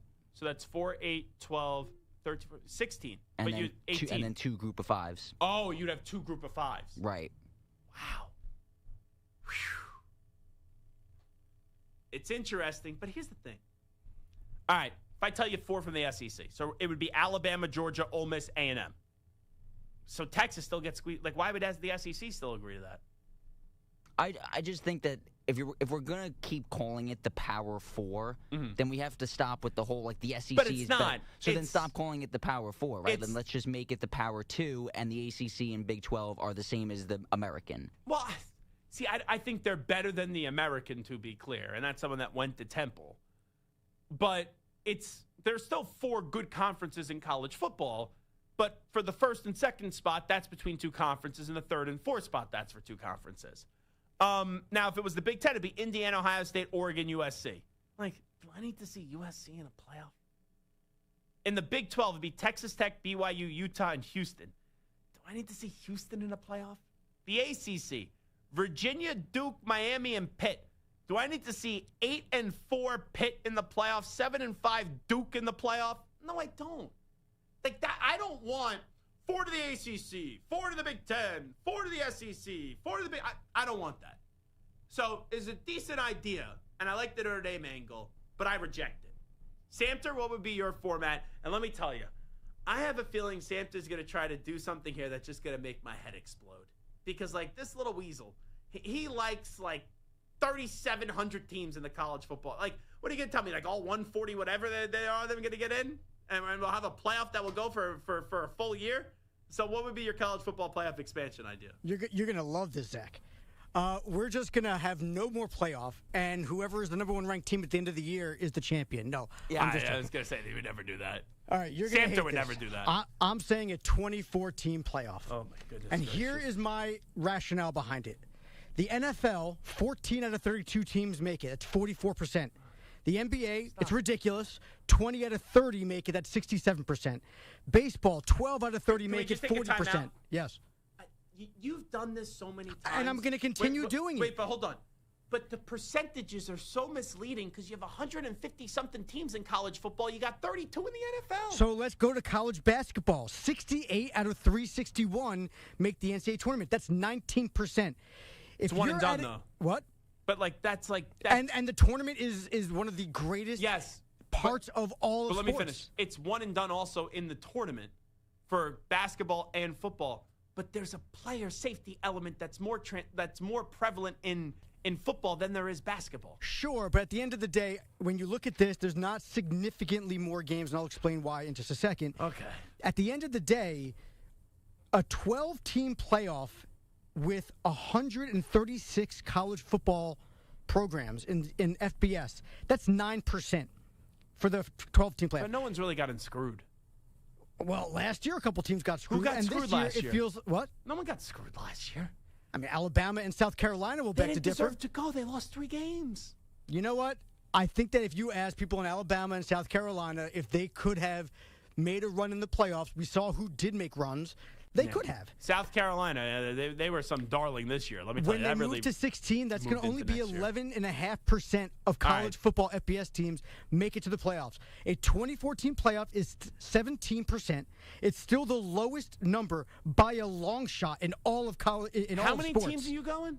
24. Okay, so how would this be formatted? I don't need to know. Just tell me how it's formatted, because I can't even imagine 24 teams in college football. The top 8 teams, including the Power 4 division winners, will all get buys. So you're going to have 8 first-round matchups, anywhere between 9 versus number 24, all the way down to 16 versus 17. And then the top 8 teams get their first-round buys. And so you basically have 1, 2, 3, 4 rounds plus the national championship. So 5 rounds. Right now, what do you have? You have 3 rounds. So it's really not significantly more. And 16 is going to be 4 rounds. Nico, you are a fair Michigan fan. You're a little bit crazy, but you're fair. Do you need to see more Michigan football this year? Not really. Right? They're the 18th team in the country in the last AP poll. They were 9-3 in their 3 biggest games of the season: Oklahoma, USC, and Ohio State. Stinker, stinker, stinker. I don't need to see more of them this year. It's way too many teams. It's not about whether you want to see more. Yes, it is. It's not about you. It's about what is right for the sport. Yeah, and what's right for the sport is not going to 3,000 teams getting to the playoff. This is what I would do. 24 is not 3,000. This is what I would do. It is in this conversation. It's 18%, 17%. Here is what I would. Yeah, because you have 80% of the schools like that don't even mean anything. Let's be real. This is what I would do. I would keep 12 as the format. I can't believe I'm saying this. I would add 2 more in, but have 11 play 14. Winner goes to the playoff. 12 play 13. Winner goes to the playoff. So it's 14 teams that have a possibility of getting in. You keep a 12-team format, but you have to play in for spots 11 and 12. So it gives 2 extra teams life. Outside, if you can't make it in a 14-team playoff, or at least have a chance to then make it into the 12, I don't want to hear you. Just like if whoever gets screwed in a 12-team playoff, I don't want to hear you. I don't. The only team I'd actually consider hearing this year if they get left out of the playoffs, assuming that Alabama doesn't get squeezed out for losing to Georgia, because I think that'd be ridiculous. The only team I think I would take the complaint valid this year would be Miami. Because Miami, if they put Notre Dame in over Miami, Miami beat Notre Dame. So you leave a buffer for 1 or 2 spots. Maybe Vanderbilt, I'll give you a little bit of a landing spot because you only had 2 losses. But Texas, I don't want to hear from you. BYU? BYU? You don't want to hear from Texas? No, Texas lost on the road by 7 to Ohio State. Okay, great. They lost to Florida. Sure, that's a bad loss. Everybody on this schedule has a bad loss. Oh, my God. You know what? Usually when we say participation they also beat Trophy Vandy. Society, They also beat Oklahoma. Okay, great. They also beat A&M. When we say Participation Trophy Society, it's usually catered to younger people. It is ironic that the guy that's leading the charge of the Participation Trophy Society in college football playoff is the eldest statesman on the show. It's the exact outside opposite. of Act. Sorry. It's the exact opposite. When you get to the playoffs, you got to win. Stop. What do you mean participation trophy? 24 teams. That's a participation You're getting more trophy teams deal. in, making competition even stiffer. Yeah. And in order to win the championship, you have to win more games. Dan Lanning, it's the opposite of participation trophy. You know, Oregon waited 30 days last year to play their first round game. So in this format, what are we going to make them wait 60? What are they going to be in Castaway where they're screaming Wilson? No, waiting? There's literally one bye. There's one first round bye. There's 8 teams that get a first round bye, and then everybody else plays. So there's literally there's no waiting. You're adding in 12 more teams. Yeah, but there's going to be more in the brackets. There'll be more games in that first weekend. But you're not like spreading it out. There's one round that they're going to have 8 teams have a bye. Yeah. Thanks, but no thanks. It's still the smallest percentage of all of sports in American sports. Because it's football. There's player safety, and you are looking. The NFL just added 2 playoff teams. Stop. Just stop for a second. Don't give me player safety. These are professionals now. This isn't college football anymore. It's still college, though. These kids aren't getting paid what they would get paid in the NFL. Yes, for some the of them are elite. getting paid more. For the elite. Shut up for a second, please. Just saying. Just turn his mic off for a second. Never. No, Nico, turn his mic off. Fade him down for a second. Your numbers and this thing that I've now heard you buzz around like a little gnat for 2 years about. Oh, look at the NBA. Look at this, MLB, blah, blah, blah. You're talking about 30, 32 teams. There's 100-something teams, and most of these teams, if they're being honest, they know they don't even belong, and they probably should drop down. Enough with the for however much longer this show lasts, I don't want to hear anything more about percentages when it comes for your argument in the college football playoff. All righty, no retort. Let's contract the NCAA tournament. Fade his mic. I don't want to hear it. Update time. We're already late. Here's Zach. Infinity Sports Network. Sports Flash. Here to restore order. This report is brought to you by Progressive Commercial Insurance. Well, none on the way. Progressive Commercial Insurance protects small businesses with affordable coverage options. Quote today at progressivecommercial.com. Any potential movement regarding Giannis Antetokounmpo might be on hold for the moment as the two-time MVP sidelined with a calf strain and will miss at least 2 to 4 weeks. Jalen Carter is week to week. The Eagles' defensive tackle underwent a procedure on both shoulders Monday and is out for Monday's showdown against the Chargers. The Lions host the Cowboys tonight to open Week 13. Detroit opened the year as a Super Bowl favorite, but now just hoping to stay in playoff contention. The Lions are 7-5, just a half game in front of the Cowboys at 6-5-1. As of now, the two battling for the final wild card. Detroit head coach Dan Campbell said it's going to take a balanced effort tonight. It's going to take all three phases, and it takes every guy that we have doing their job. The margin for error is small, but it's doable. We can do it, but you know, we got to eliminate the things that keep us from winning before we can actually win the game. Detroit lost on Thanksgiving and hasn't dropped back-to-back games over the last 3 years. Dallas is riding a 3-game winning streak. I'm Rich Ackerman.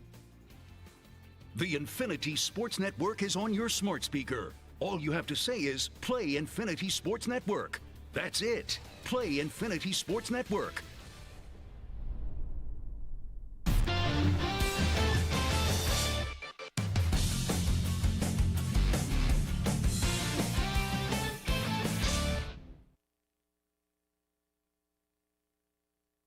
You're in a 5-minute break.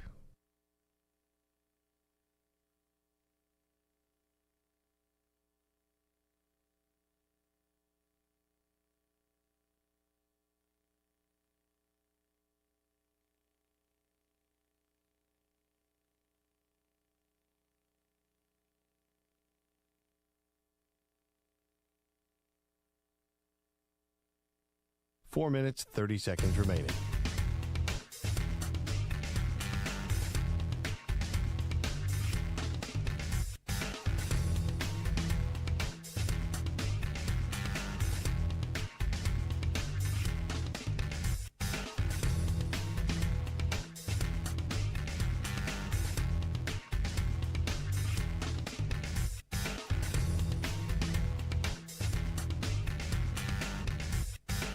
Four minutes remaining.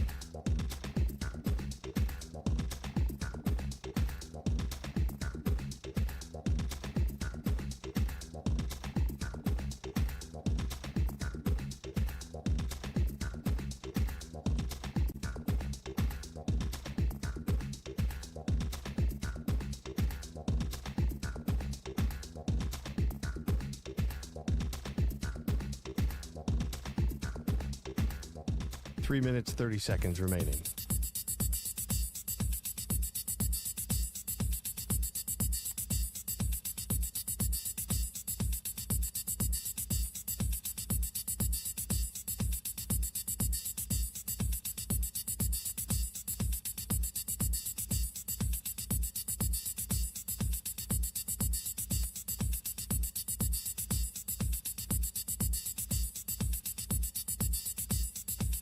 Three minutes remaining.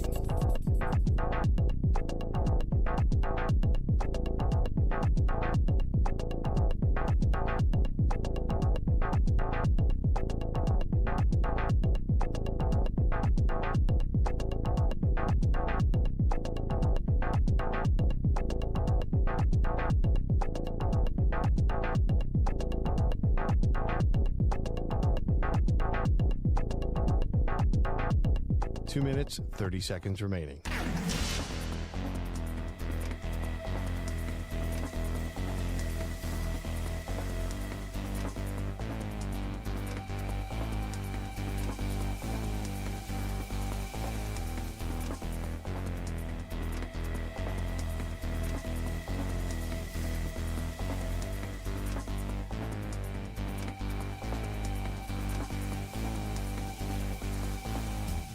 Two minutes remaining.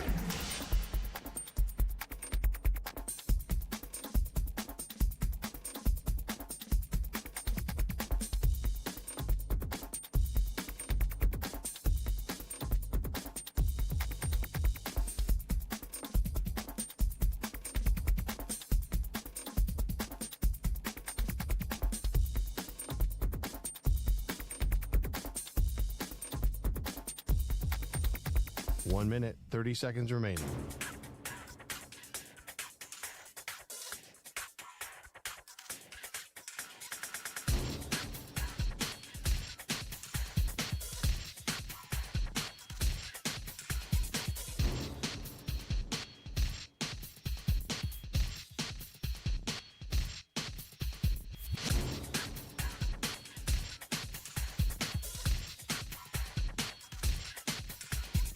One minute remaining.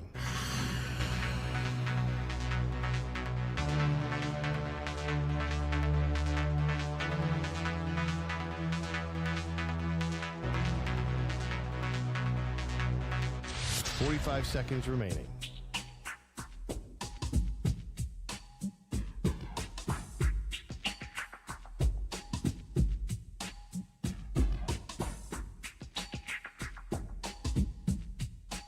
Seconds remaining.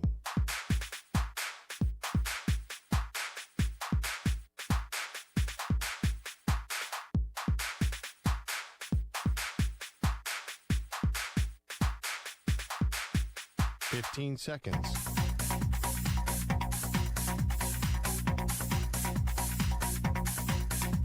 Break ends in 5 seconds.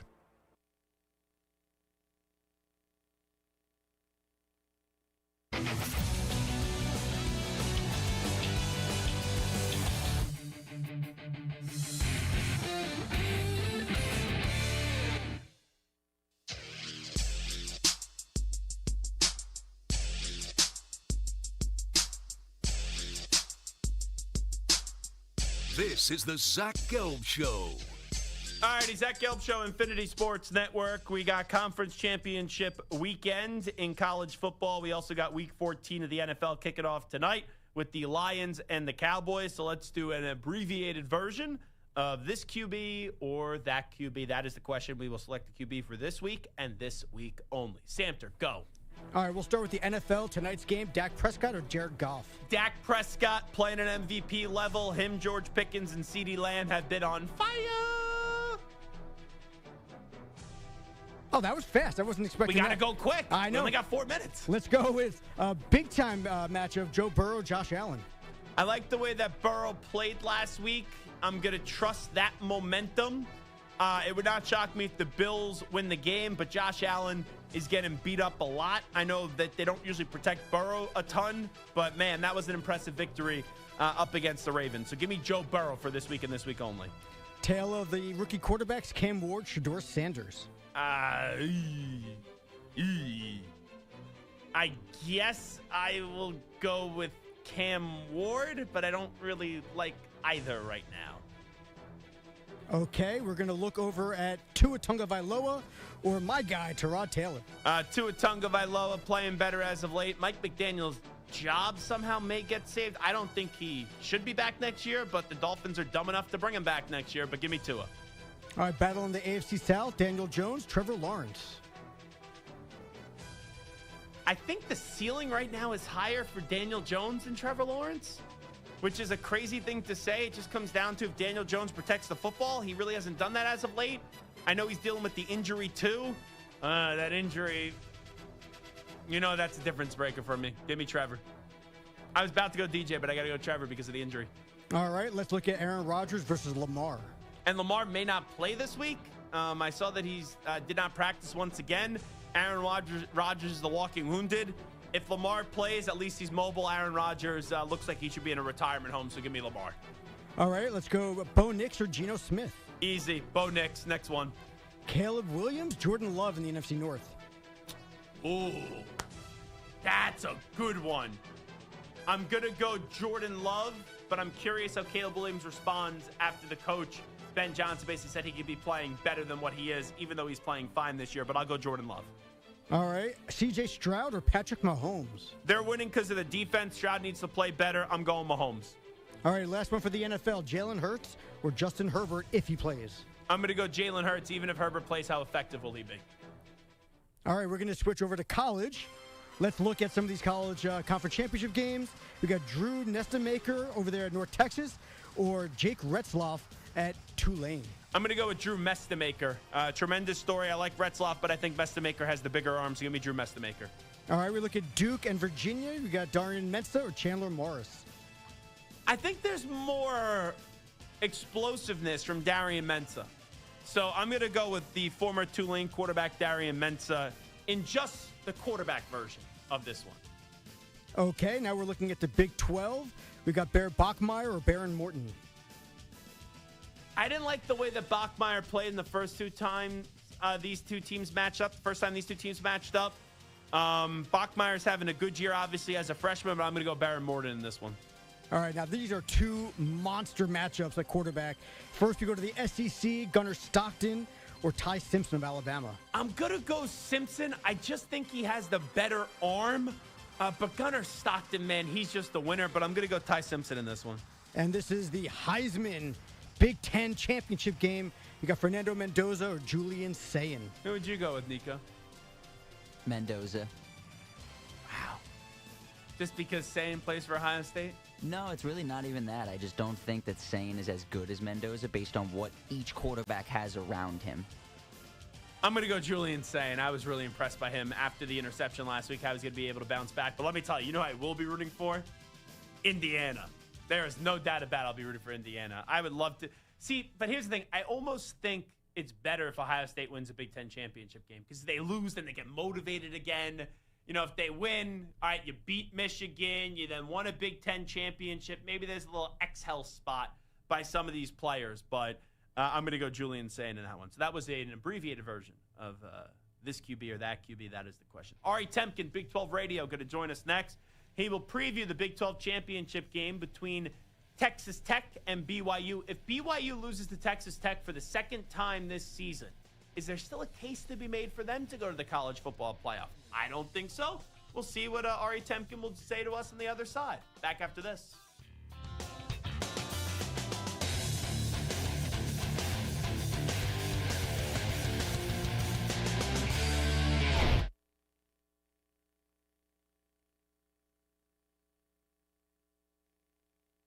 You're in a 5-minute break.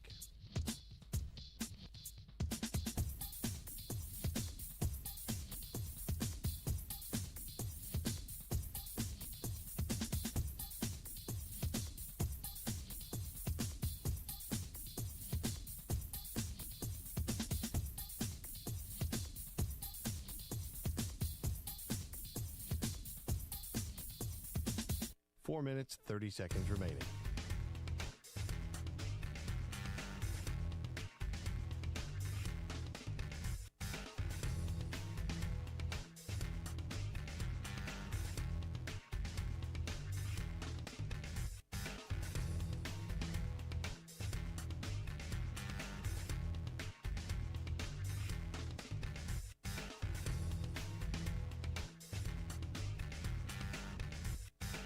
Four minutes remaining.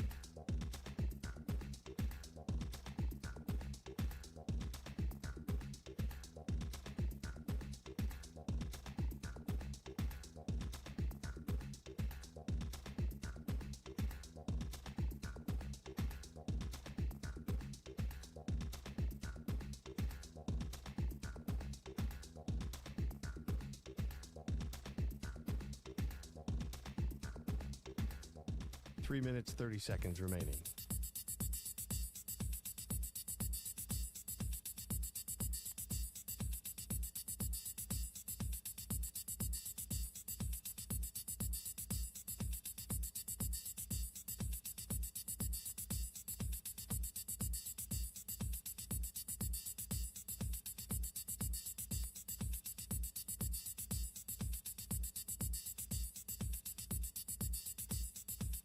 Three minutes remaining.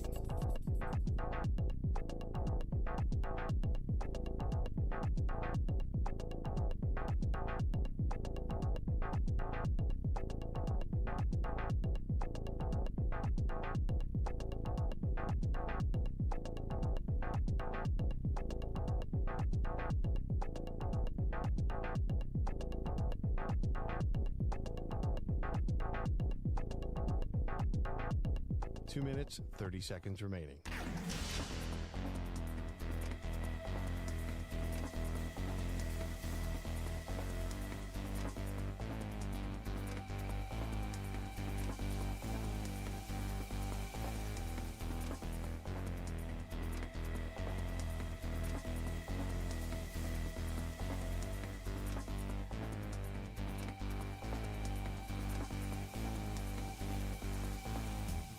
2 minutes remaining.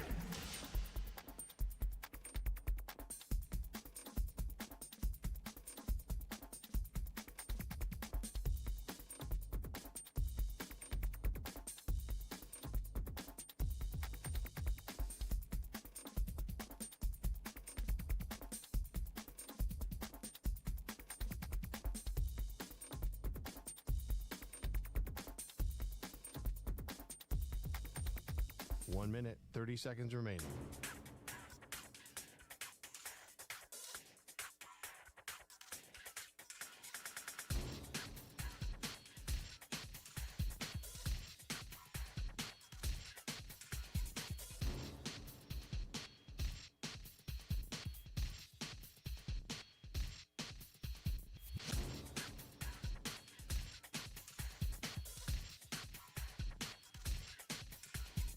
One minute remaining.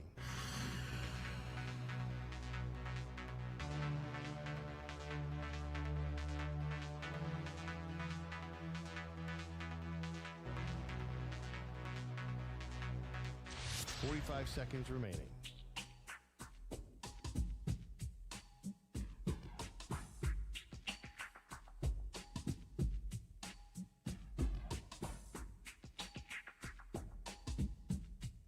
Thirty seconds remaining.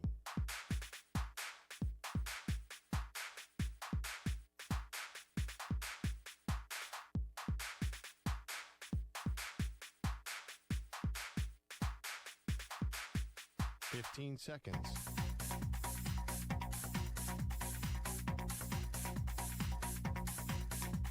Break ends in 5 seconds.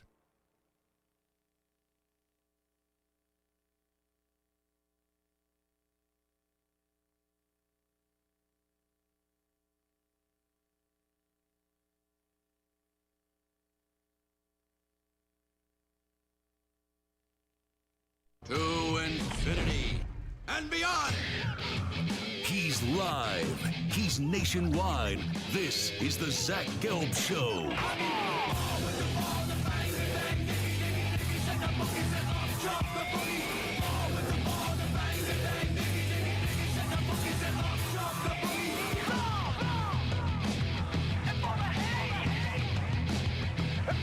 Here's your host, Zach Gelb.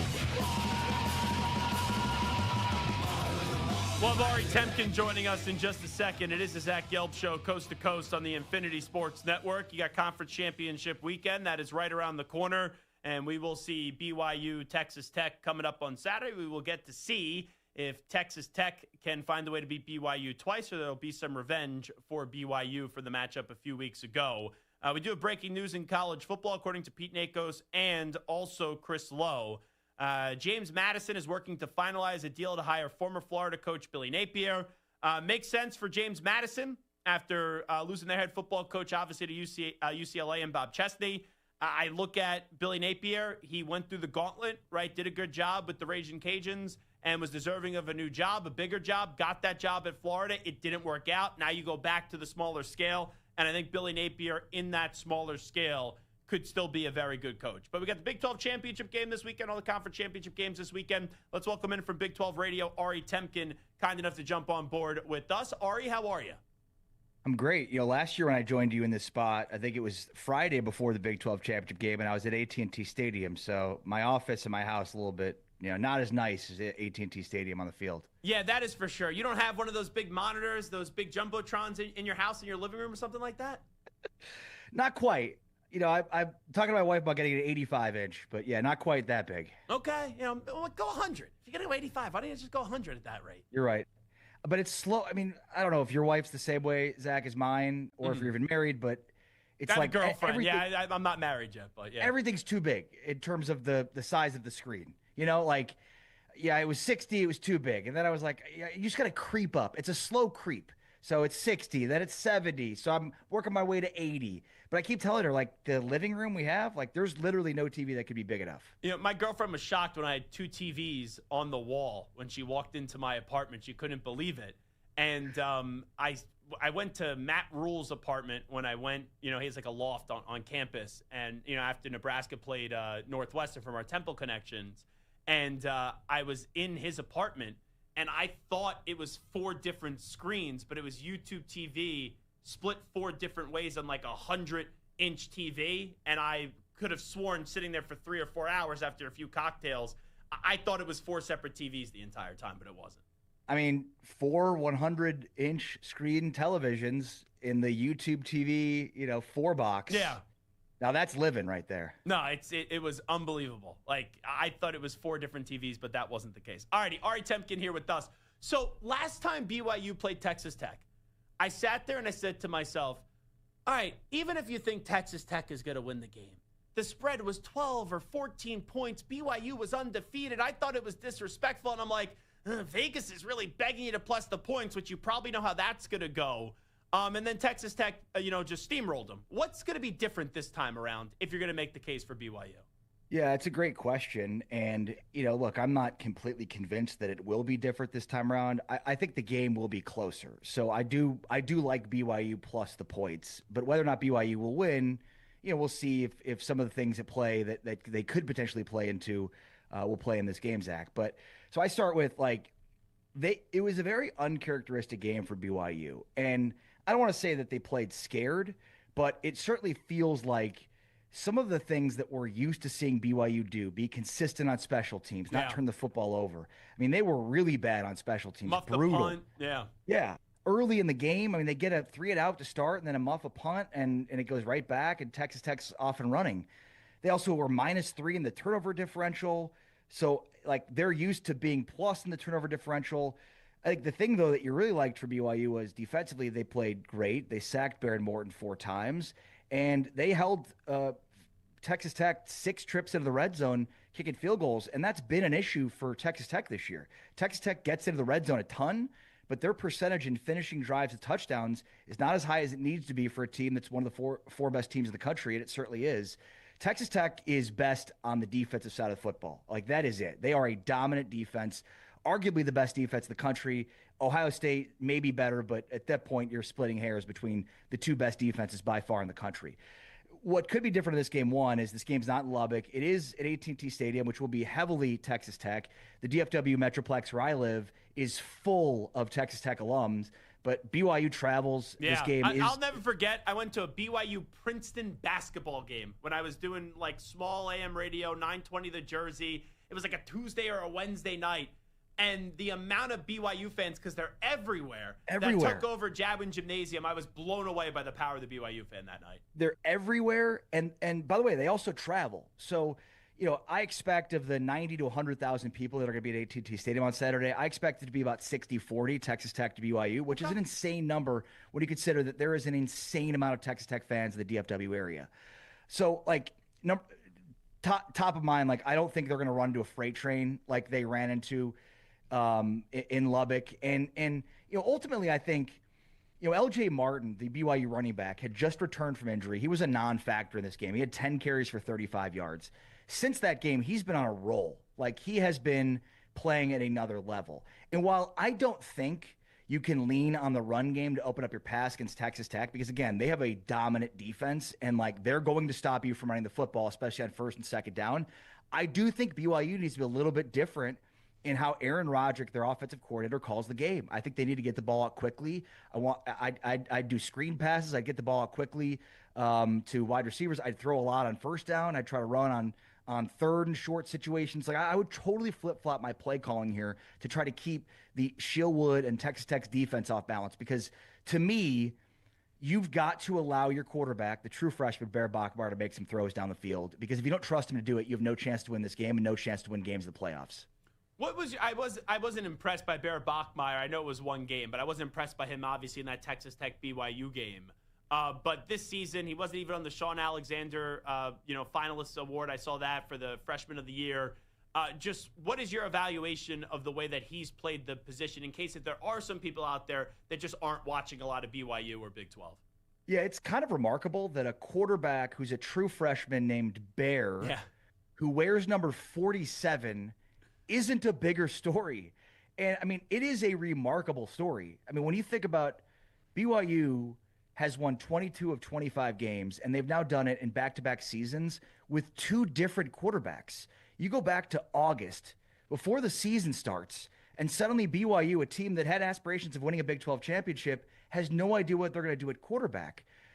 The Big 12 benefited greatly from Torrey Taylor getting fired at Stanford because it allowed David Bailey to transfer to Texas Tech, where he's the number one pass rusher in the country, and allowed Bear Bachmeier, who as a true freshman spent the spring in Palo Alto, to come to Provo and somehow compete and win the job. Again, he's a true freshman who was playing high school football last year and spent the spring at Stanford, transferred to BYU, earned the starting job, and is now leading his team potentially in the playoffs, but certainly into the Big 12 championship game. And look, I mean, he's not an incredible passer this season. I think they've slowly evolved. Like Aaron Roderick, their offensive coordinator's done a really good job.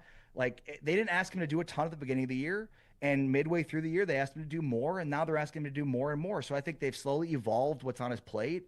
But he wears a linebacker number, and he plays like a linebacker. Like, that's the best description I can give you. Like, he is a bulldozer. He has deceptive abilities in terms of his running ability, and I think that's what's been so effective is the two-headed monster of LJ Martin, their tailback, and then what he's able to do in space. But he commands the offense with authority. He knows exactly what he's doing. Like, he plays like a veteran, and it totally belies his age. And I think, he's not this all-world passer yet. That's the next part of his evolution. But he can throw the football, and we've seen him become more effective throwing the football. He's just been really good managing the games, making the right plays, not turning the football over too much, and then really being elusive when running. Like, he's hard to take down. He really, even for a true freshman, he's a tank. He's a load. Ari Temkin here with us. So Jacob Rodriguez obviously has been the guy they've been pushing at Texas Tech to win the Heisman. Do you think he'll be a Heisman Trophy finalist? And should maybe they have thrown more eggs in the basket of David Bailey for the Heisman? Yeah, it's a good question. I mean, yes, I think he should be a Heisman finalist. It feels like, though, some of the momentum for that has waned a bit here. And I correct me if I'm wrong here, like, the voting is taking place this week, and votes are due before championship games. Actually different this year. They changed it this year because this is something I would always bitch about. Yes. I always bitched about it. I'm a Heisman Trophy voter, and I would look at my fellow voters, all 600 or 700 of them, and anyone that would cast a vote before conference championship weekend, I thought it was ludicrous. But I got an email over the weekend. Don't freak out if your ballot's not there yet. It will not become available. I think it's at like 5 p.m. Eastern time on Saturday. And then it rolls into 5 p.m. Eastern time. I think it closes on Monday. Yeah, and look, I mean, I'm not sure what he'd have to do in order to garner support needed because, I mean, look, he's put together an incredible season. Jacob Rodriguez has been an absolute animal. When you look at just the full volume, the tackles, the fumbles forced, the fumbles recovered, the interceptions, like he's a maniac. I mean, he is, he's the best defensive player and linebacker that Texas Tech has seen in a long time. And I mean, we're talking about like comparatively to, Pro Football Hall of Famer. All right. So now I don't want to like diminish that by saying like, I don't know that he's going to be a Heisman finalist, but it definitely felt like there was more momentum for that over the last few weeks than there is today. And then I think momentum conversely has built for a Diego Pavia and maybe some of these other guys we haven't talked as much about. So really difficult for any defensive player to get there.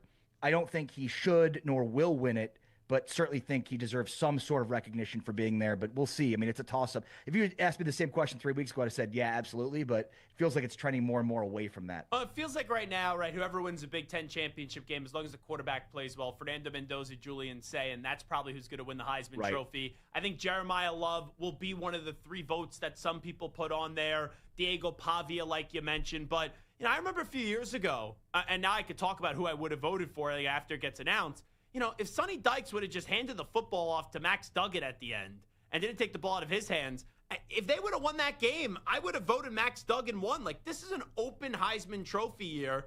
So I don't think Rodriguez, even if he plays great and throws a touchdown pass and does all what he does in the defensive end, I don't think he's going to win the award, but he could play himself into the top 3 this weekend and get back on people's minds, especially with that wrinkle in the voting dynamic. And I think you're totally right, Zach. Like, nobody's run away with it. And look, I mean, he's had an incredible season. And, I mean, when you compare, to some of the other, the one that gets mentioned the most is Manti Te'o. But like, I remember looking at it and who's the linebacker from Arizona? Scooby Wright. Oh, yeah. Mm-hmm. Like, you look at this season he had, in mid 2000s, I don't have the numbers in front of me. Like, he had ridiculous numbers, like absurd numbers in terms of tackling, in terms of sacks, and like didn't get invited. So obviously, like the narrative plays a huge role in this. He's got an incredible narrative. I mean, a guy that I'm sure most of your viewers and listeners have seen. I mean, he was originally recruited to Virginia as a quarterback, decides to walk on basically and pay his way at Texas Tech, and was living on his brother's couch. Yeah, I mean, it's an incredible story. It's an incredible narrative, and it's for me. I've watched Jacob Rodriguez on Texas Tech for the last few years, and he's just languished as this really high-end level defensive player on these horrible defenses. And so it's just this great culmination of a career of a guy who's always been underrated and always been underappreciated, is now finally getting the recognition he deserves. But you also mentioned David Bailey. Like, he's been a monster and a maniac. It's amazing because, they added Romello Height, who's been really good as a pass rusher. But, like, I don't know how good they would have been had they not added David Bailey. And he was like a late-minute throw-in. Even, I interviewed Joey McGuire today for our pregame show before the Big 12 championship game. And, he was saying his conversation with James Blanchard in whether or not they should have gone after Bailey was basically like, do we want to go all in, or are we not? Are we going all in or not? Because Blanchard, their GM, basically was like, this guy, like, he fits the mold. I think that's the other thing that people, overlook when it comes to what Joey McGuire and what they've done at Texas Tech. They're not just looking to spend money. They spent money, right? Don't get me wrong. But it's the right kind of guys. And that's, like, we've seen teams accumulate a ton of talent over the last, however many years. But the difference between those teams that flame out, the ones that had the success that Tech is having, is the buy-in, is getting that group to play together. And I think that is a remarkable feat for what Joey McGuire has accomplished this year. If I had to make the argument for BYU this weekend, this is where I'm going. I think Texas Tech is going to win the game. Let me be clear. Ari Temkin is here with us. Kalani Sitake was about to go to Penn State. Crumble and the Mormons, they keep him there. And he's an emotional guy. I would never thought he would have been playing for the Penn State job. And obviously he's a BYU guy. Maybe they could carry off that momentum where, let's be real, this game means more to BYU than it does Texas Tech. And maybe they just get out to a ridiculously good start. And if Texas Tech loses this game, they're still going to the college football playoff. So, that would be my argument for BYU, is the game just simply means more. I still think Texas Tech's going to win it, though. Yeah, and that's true. But I also, don't underplay the motivation that Tech has, because they want that bye. Yeah. And not only that, but if they get a bye, and one of the top 4 seats, they're most likely going to be playing back at AT&T Stadium for the Cotton Bowl on January 1st at a quarterfinal game. So, yeah, I mean, win or lose, they're still in, but they're highly motivated. And again, this was a conversation I had with Joey McGuire this morning. Same question, like, how motivated are you? Are they more motivated? And he's like, look, we're not playing like we're in. We know that, like, winning and then hosting or whatever else is totally different than getting a bye, being in the quarterfinals, sure, and hosting a game at AT&T Stadium. So yeah. I mean, BYU certainly on paper has more motivation, and look, we could argue about whether or not they should already be in without having to win this game. But I don't think there will be any shortage of motivation. When you look at the SEC championship, the Big Ten championship, I think the Big 12 championship is the most important game in terms of the landscape of college football in 2025. I know that Baylor is a confusing situation because Mack Rhodes is now out and they don't have an AD. So it's like, how can you hire a new coach? I was saying Eric Morris should have been their next coach. We now know he's off to Oklahoma State. Aranda sticking around. This is just, a 1 more year thing, and then in all likelihood he's going to be out next year? Yeah, it's what a disaster. And look, if you remember, I picked Baylor to win the Big 12 this year, and they go out and go 5-7. They were the hottest team in college football last year at the end of the season. Their biggest question mark, and they returned everybody on that explosive offense. The biggest question mark was defense, and I figured, give Dave Aranda a year to fix the defense, and he'll do that. And no, he most certainly did not. Yeah, I mean, the proof's in the pudding. I think Dave Aranda is really smart guy, really great, genuine person. He's a deep thinker. Like, there are a lot of things I like about him. I think he is a really, really high-level defensive coordinator. I think he gets far too lost in the minutia to be a head coach. He is, and that's what makes him a good defensive coordinator, is the minutia. But you can't. You have to be a CEO, and that's not his MO. And he's grown and learned, but it feels like he just makes too snap of decisions. And there's a history here that suggests, like you mentioned Matt Rule earlier, he won a Big 12 championship with Matt Rule's team. And, he's been given an opportunity to rebuild teams and just hasn't done it. And, first they didn't embrace NIL, and then they did. And, and it's like he had this great class, and a big reason why Linda Livingstone and the brass at Baylor decided to stick with him was because of this great class that he was amassing, a top 20 class. Well, they had, I think it was 5 flips that flipped them all the way to 79. So the main reason you even kept Aranda now is no bearing on reality. So yeah, this is a complete lame duck year. I think Baylor decided they didn't want to be hurried to hire a new coach and also hire a new AD. And I certainly understand that, but you cannot become a prisoner in that situation. You could set your program back. And the biggest thing is there's a ton of apathy within this program. Like the momentum is very backwards right now. And, in this day and age of college football, you can't have fan apathy. In many ways, your fans are your biggest supporters of your program from an NIL standpoint. And not just the fans, but, the fans that have the money. And so at this point, there's living in the DFW area, being friends with a bunch of Baylor fans. Like, there's some that are still want Dave Aranda to be successful, but a lot that have just checked out because this seems to be the same dog and pony show each and every year. And yeah, I mean, I pushed back against this narrative nationally that there's just not that many good candidates out there in college football. Like, yeah, sure, there's not a ton of Lane Kiffins to hire, but on my short list, Eric Morris, Colin Klein, who looks like he's going to be set to become the next Kansas State head football coach, G.J. Kinney, who's just up the street at Texas State at San Marcos from Baylor, from Waco. So 2 of those 3 are now going to be coaching in the Big 12. And I think Kinney would have been a perfect hire for Baylor. So yeah, I'm with you. Lame duck year in 26, and I definitely think Baylor's looking for a new coach with a new athletic director in 2027. Can you see Matt Campbell leaving Iowa State to become the next head football coach at Penn State? My biggest question on that would be why now? Campbell has had so many opportunities to leave for so many jobs, whether it be at the NFL level, at the college football level. If I'm Matt Campbell, like, it's been so public how many swings and misses Penn State has had. Do I really want to, if I'm Matt Campbell, my ego probably says, do I want to be like the 8th or 9th call that they made? Like, shouldn't I have been before Kalani Sitake? It's weird. But it does feel like if you're Matt Campbell, what's your long-term plan? Do you want to be at Iowa State forever? Or do you have hopes of dreams of going elsewhere and potentially winning a national championship? Because I'm not sure if the NIL at Iowa State is at a point where they can really compete to win national championships. What Matt Campbell has done at Iowa State is incredible. I mean, this year in particular, they went 5-0, lost 4 straight after basically being decimated in their secondary, and then rebounded to finish off with 3 straight wins. Like, this is the basement for Iowa State. 8 wins is the basement. That's like the average at this point for what they are. So when you consider what Iowa State was prior to Matt Campbell's arrival, 8 wins would have been celebrated.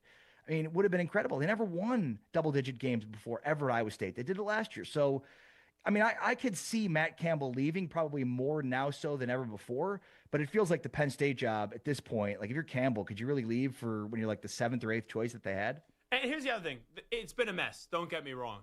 But the one knock that I've always had on Matt Campbell, who I think is a very good coach, a few years ago, he's supposed to win the Big 12. He didn't. And then he's kind of said, it was never my goal to win the Big 12. That's what you guys said. I never said that. Didn't Penn State get rid of James Franklin to go win a national championship? I just he could be good there. I just don't know if it's a fit. And Campbell seems like a guy with all these jobs that he could have had that maybe he's just fine staying at Iowa State for his entire career. Look at Kirk Ferentz. He's like, he never left Iowa. Like, a lot of these coaches, sometimes they just stay at one school, and what our aspirations are and how we think a coach should be, maybe he doesn't have those aspirations. You're totally on point there, Zach. And look, I mean, I think the thing about Campbell is he's just not a results-oriented coach. A lot aren't, but that was the impetus for that conversation. But you're right. I mean, that was literally the reason that James Franklin got fired at Penn State. The standard at Penn State was not what James Franklin was up to. Like, you can win a bunch of games, but you have to beat Michigan and Ohio State and compete for Big 10 championships and compete in the playoff. And they just didn't do that from an Ohio State and Michigan standpoint. But look, I think Matt Campbell is one of the best coaches in the country.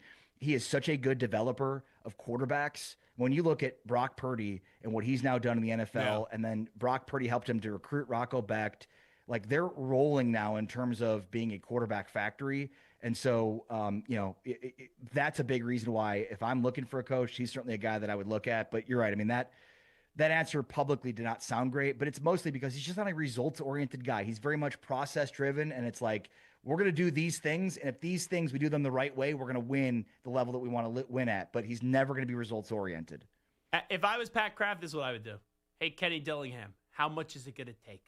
That's what I would do. And you save face with hiring Kenny Dillingham. I do wonder what the conversations, if conversations to LSU and Florida ever happened, and how those went down and what those were like. I mean, Dillingham, he's the perfect fit for Arizona State simply because he's from the area. He went to school there. Yeah. He's all about, activating the Valley. But, when I interviewed him this year, and we didn't ask him, we asked him about the Arizona, staying at Arizona State. And basically his answer was, like most coaches, I want to be in position to win a national championship. Well, if Sam Leavitt leaves for more money because Arizona State doesn't have the donors in order to support the program at a level that allows them to retain guys like Sam Leavitt, then I'm not sure he can win a national championship at Arizona State. So while he didn't leave in this cycle, and you're right, I mean, maybe if you're Pat Kraft, you call him up and be like, what's it going to take? We've got the support in order to bring in any player you want to help you win a national championship. That is going to attract Kenny Dillingham. He wants to build it at Arizona State. He wants to stay there, and he does not want to leave. But he wants to win a national championship. And if they don't have the money and the donor support that allows them to pay at the level that they need to retain players like Sam Leavitt, then there could be a future in which Dillingham does leave. He's Ari Temkin, Big 12 Radio. Enjoy the Big 12 championship game. Thanks so much. Take care, Zach. Great talking. Be well. There you go. Ari Temkin, one of the best in the business, especially when it comes to talking to Big 12 football, joining us on the show. Take a break. Come on back. Update some of the biggest stories in the world of sports with some audio. We'll get to a news brief next. You're in a 5-minute break.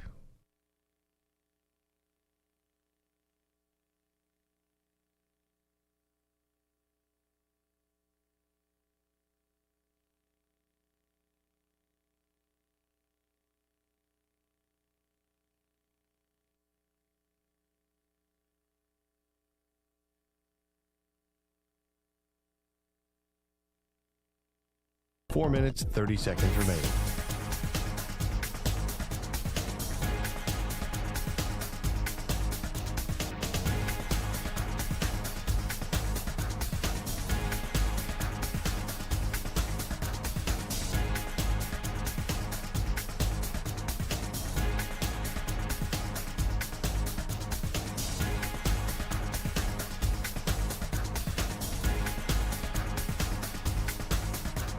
Four minutes remaining.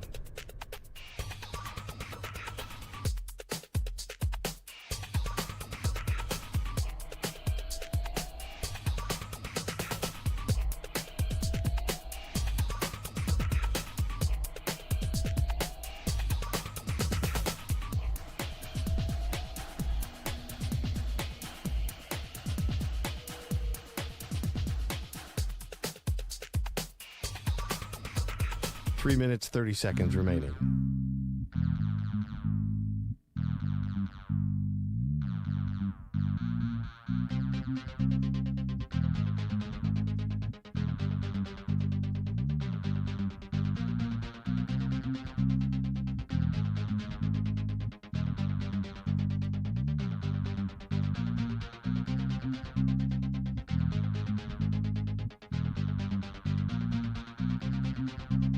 Three minutes remaining.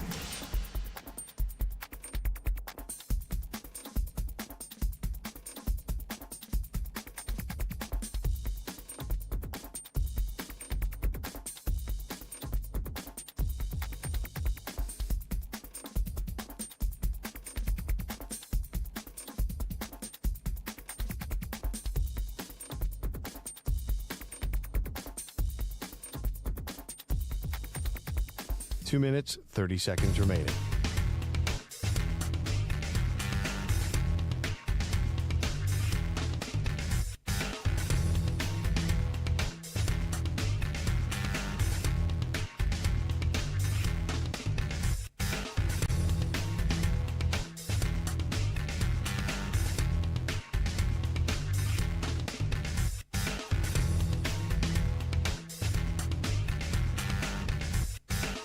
2 minutes remaining.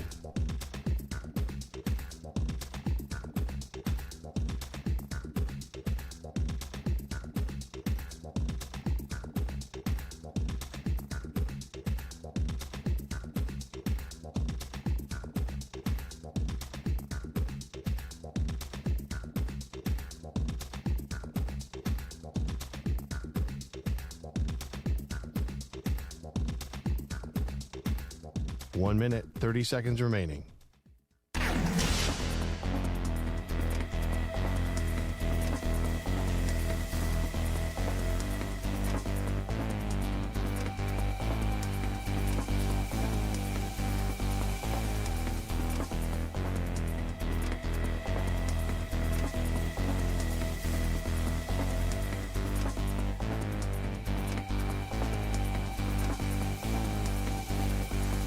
One minute remaining.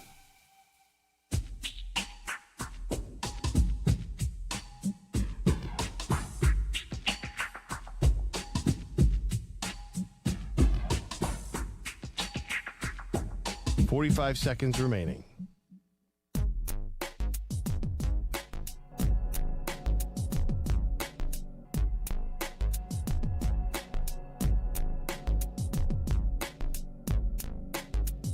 Thirty seconds remaining.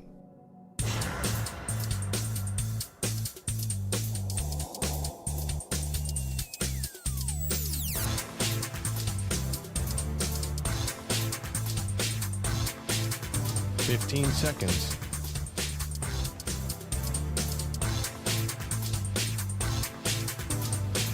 Break ends in 5 seconds.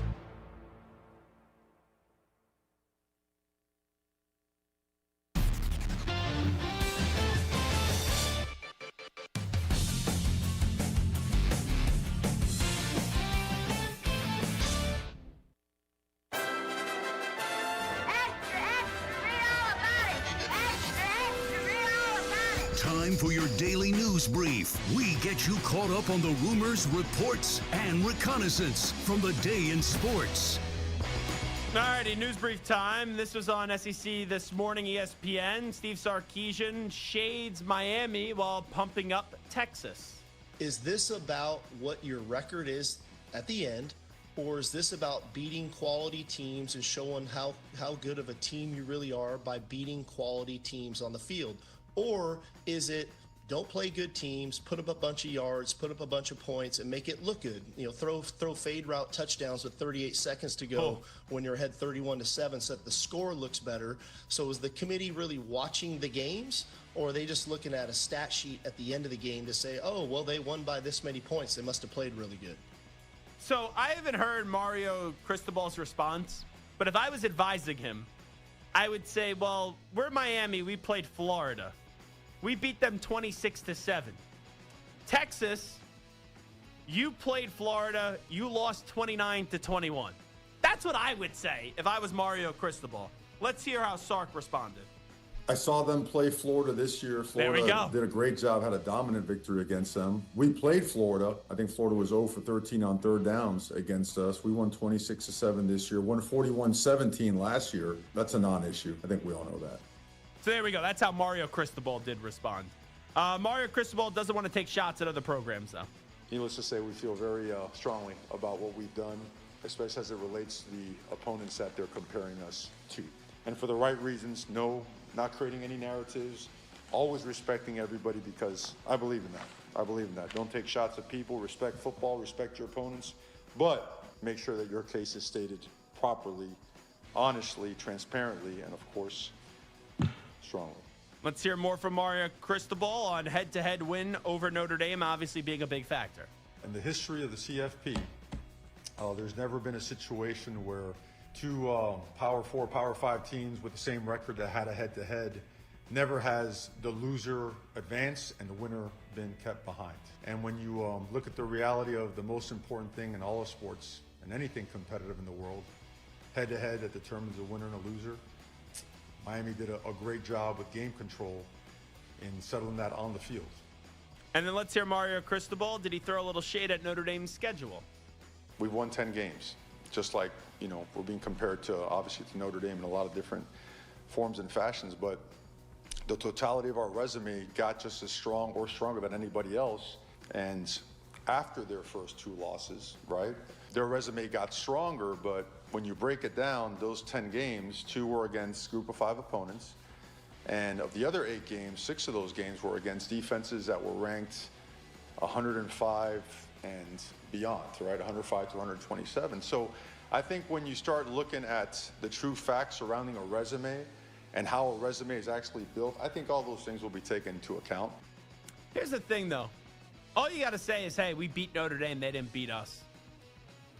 But I will say, if Notre Dame beat, or Miami beat Notre Dame towards the end of the season, this wouldn't even be a debate. It really wouldn't be. It's just because it happened in week 1 and people try to flush what happened earlier on in the season in September and October. But if you would have told me that Miami would have, let's just say they lost to SMU in week 1, but then they beat Notre Dame on November 1st because that's when they lost to SMU in overtime, this wouldn't even be a debate. No one would have Notre Dame in front of Miami right now. They just wouldn't. All righty, let's go to Marcus Freeman, head football coach of Notre Dame. He was on New York Post Sports on the reports that the Giants are interested in him. The gratitude you have for one even being mentioned by an organization like that, I got a lot of respect for all NFL teams, but the history of the Giants is tremendous. And but it's gratitude for me. It reminds me of the honor that I have to be in the position I have. Yep. You wouldn't have said that statement if I didn't have this job and we weren't having success. Yep. And the result of that is, having your name mentioned for a place like the New York Giants or any other major program. It's humbling. Did I hear a no there? No, I did not. Interesting. If I'm Marcus Freeman, I would stay at Notre Dame instead of becoming the next head football coach of the Giants. I would stay at Notre Dame. Marcus Freeman, it was then on the Today Show on NBC Sports, on NBC, excuse me. Is he staying at Notre Dame? What about you? Are you going to stay put? Oh, yeah. Oh, yeah. Hey, Nico, you going to stay put? How would you respond to that? I'd probably say yeah. Oh, yeah? I don't know. Don't really. It seems like you're a little nervous there. Like, hey, Zach, you're going to stay as the head football coach at Notre Dame. Oh, yeah. That's it? I love Notre Dame. I'm not leaving. I'm not taking any other job. This is my dream job. This is where I want to be. Not going anywhere else. Short and right to the point. Oh, yeah. Sounds like the Kool-Aid man. Yeah. Let's go Keith Carter. Super Talk. Mississippi, is Kiffin leaving unprecedented? Yeah, I think that's a great way to look at it. I don't think we've seen it before. And, our team, obviously ranked 6th now, has a chance to just as good a chance as anybody to go win a national championship. And so, for me, it's if the thought is you have to go somewhere else to win a national championship, well, man, in the next 3 or 4 weeks, we have a chance to do one right here. So I think unprecedented is a good way to put it. There was a lot of things that happened behind the scenes that were unprecedented as well. And then let's hear more from Keith Carter on Lane Kiffin's comments about the whole Ole Miss exit. There's been a lot of things he said publicly that I'm not sure are totally accurate. I think that both coach and his representation knew, several weeks ago that the coaching in the playoffs was not going to be an option if he was not the Ole Miss head coach. So him finding out at 8:30 on Sunday morning for the very first time that he would not be coaching the playoff is not accurate? No, that's not accurate. That's not accurate. The only thing that was a little bit of a wrinkle in it, Richard, was the fact that if Auburn had beaten Alabama, we were going to play in the SEC championship. That threw a little wrinkle in it. Not to say he would have coached in that game, but with the shorter time period, that was maybe the only little nuance to it. But absolutely, it was very clear that coaching in the postseason was not going to be an option for Coach Kiffin a few weeks ago. And let's hear from Sean Payton on Bill Belichick being a finalist for the Hall of Fame. There's a few planes right out here on the runway. One of them is Belichick, and the other one's Shanahan, and there's Holmgren. It's just a matter of when they take off. And I'll be honest with you, I miss him not being in the league. And I wouldn't be surprised, and I would be somewhat hopeful that he ends up back in the league. That we'd all be better for it. He's something. Yeah, I just don't think he's going to get an opportunity again to be a head coach in the NFL. So the other day, Shams Charania comes out that Giannis and the Bucks are going to talk about the future right before the deadline. Then last night, Giannis Antetokounmpo suffered an injury, a right calf strain, so he's expected to miss 2 to 4 weeks. This is Doc Rivers when asked about after the game and all the reports that Giannis Antetokounmpo wants out of Milwaukee. There's been no conversations. I want to make it clear just for I would say one more time, but for the 50th time, it clearly is not getting the One Network, for sure. Giannis has never asked to be traded, ever. I can't make that more clear. I'm almost sick and tired of this. This is an every year dance. Giannis, do you want to stay or do you not want to stay? And just let us know. So this was the final year of Chris Paul in the NBA. He made that clear. Well, the Clippers are parting ways with Chris Paul. Before we get to Ty Lue and what he said on the CP3 situation, does Chris Paul need a year send-off? You know, I know they're not parading stadium to stadium, but do we need to know that Chris Paul is retiring at the end of the year? Pretty much we found out, I think it was right before the season started. Is he a player that's worthy enough of one of these retirement send-offs, Nico? Not really. I don't think he's deserving of it. I mean, he didn't even win a championship on multiple teams that were good enough to do it. Mm-hmm. But it's still you don't just cut the guy and make his career end like this. Like, I think it's a little weird. I have an opinion on this. I will refrain from giving my opinion until I hear Santer's opinion on this. I'm still going to give you the opinion the way that I wanted to, but I'm curious what Santer has to say. I mean, when you hear Ty Lue, it just sounds like, Ty Lue wants to be, he's the coach. He wants to be the leader of the team. Chris Paul, I mean, he was the head of the NBA PA, and he's one of those guys who likes to be in charge. He probably walked in there in his last year and wanted, maybe a farewell tour, wanted to have a little bit more say over some of the coaching decisions. And Ty Lue, it just sounds like a power struggle. So, at the end of the day, they suck. Kawhi Leonard is a shell of himself, and James Harden is nothing anymore. There was no point in keeping around. If they were winning and they were looking good and Chris Paul could lead them to a playoff run, but at this point they're so bad, why even take that chance of having a power struggle? Let him go, let him figure out his own life, and then go from there. Yeah, I wouldn't say James Harden's nothing, but the Clippers, they stink right now. People will make the case that Chris Paul is one of the greatest point guards of all time. He's not Magic. He's not Oscar Robertson. He's not John Stockton. He's not Steph Curry. I wouldn't even say he's Isaiah Thomas. Don't get me wrong. He's a top 10 point guard of all time. I think the Steve Nash, Chris Paul debate is interesting. I think Jason Kidd and Chris Paul is an interesting debate. Now, with all that being said, Chris Paul is going to be a Hall of Famer. You could say that Chris Paul is an all-time great. But there's a difference between all-time greats and immortals. And Chris Paul isn't an immortal. Because at Nico's point, he didn't win a championship. Like, you could be an immortal and still haven't won a championship. But can I tell the history of the NBA without Chris Paul? I can. So he's an all-time great, don't get me wrong. He's easily a Hall of Famer, especially with the standards of the Naismith Memorial Basketball Hall of Fame.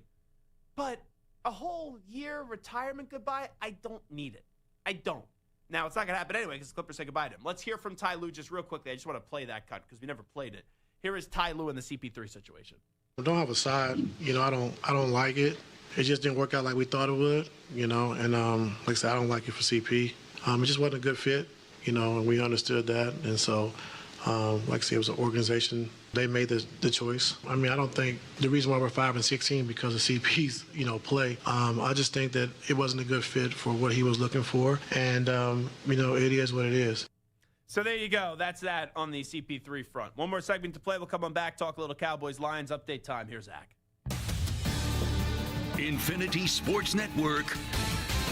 Sports Flash. Giannis Antetokounmpo may want out of Milwaukee, but any potential suitors will have to wait. He'll turn 31 on Saturday and will spend his birthday on the sidelines. The Bucs star out 2 to 4 weeks with a strained calf. Jalen Carter will miss some time after a procedure earlier this week on both of his shoulders. He's definitely out for Monday's matchup against the Chargers and is considered week to week, while J.J. McCarthy has cleared concussion protocol and will return. Jaden Daniels full practice today for the Commanders, in line to return as well. The NFL season has entered the month of December with the finish line of the playoffs in sight. The Lions host the Cowboys tonight to open Week 13. Both had and still have high expectations. The Lions were looking good at 5-2, but losses in 3 of 5 had them fighting to stay alive in the playoff race. Quarterback Jared Goff said, every game down the stretch is crucial. Feel must win, and you say that, but there's a lot of things that can happen, and of course you want to win every game, and we want to win this one. This one's very important, and certainly it's an NFC opponent, a team that's in the playoff hunt just like we are, and so yeah, it's a very important one, and we want to win. The Lions lost last Thursday but haven't dropped back-to-back games over the last 56. The Cowboys are riding a 3-game winning streak to jump back into the playoff picture at 6-5-1. I'm Rich Ackham. This is the Infinity Sports Network. Check out our new and improved website at infinitysportsnet.com. That's infinitysportsnet.com.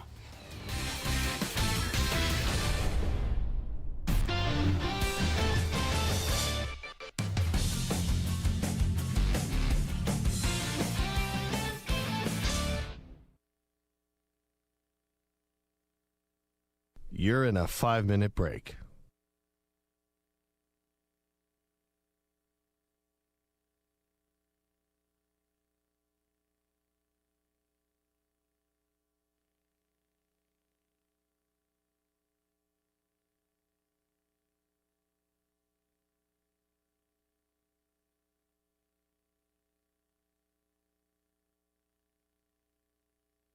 Four minutes, 30 seconds remaining.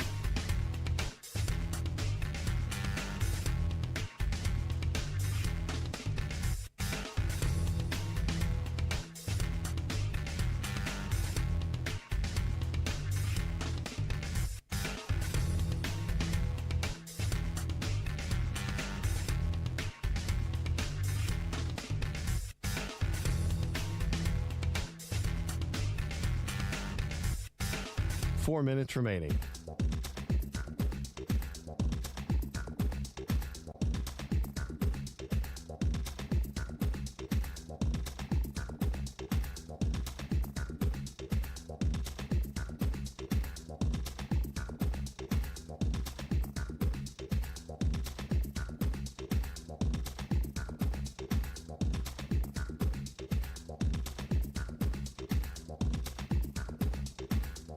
Three minutes, 30 seconds remaining.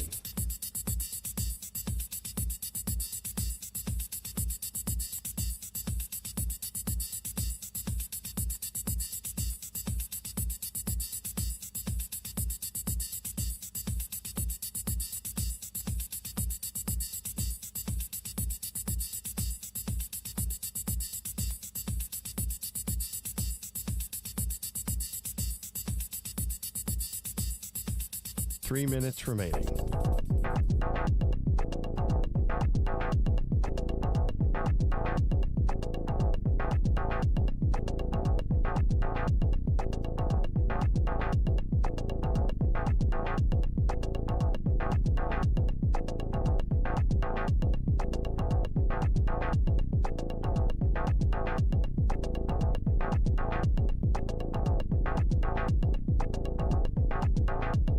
Two minutes, 30 seconds remaining.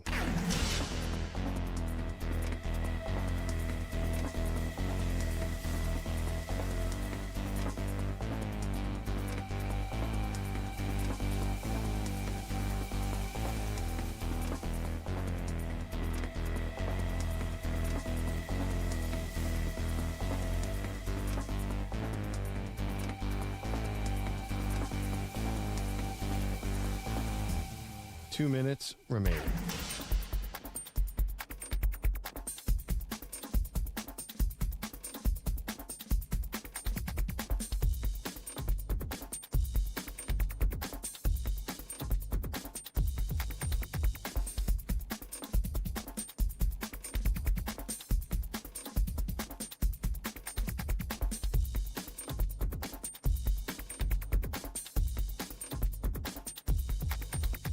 One minute, 30 seconds remaining.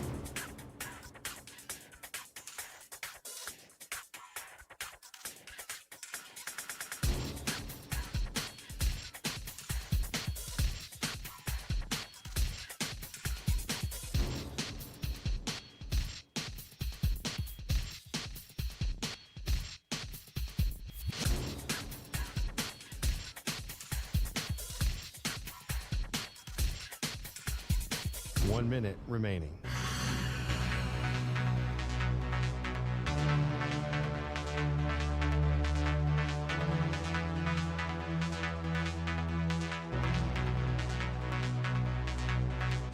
45 seconds remaining.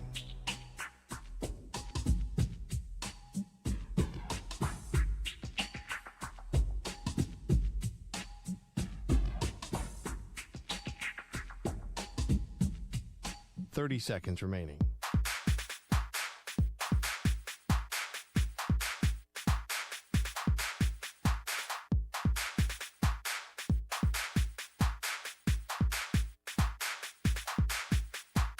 Seconds.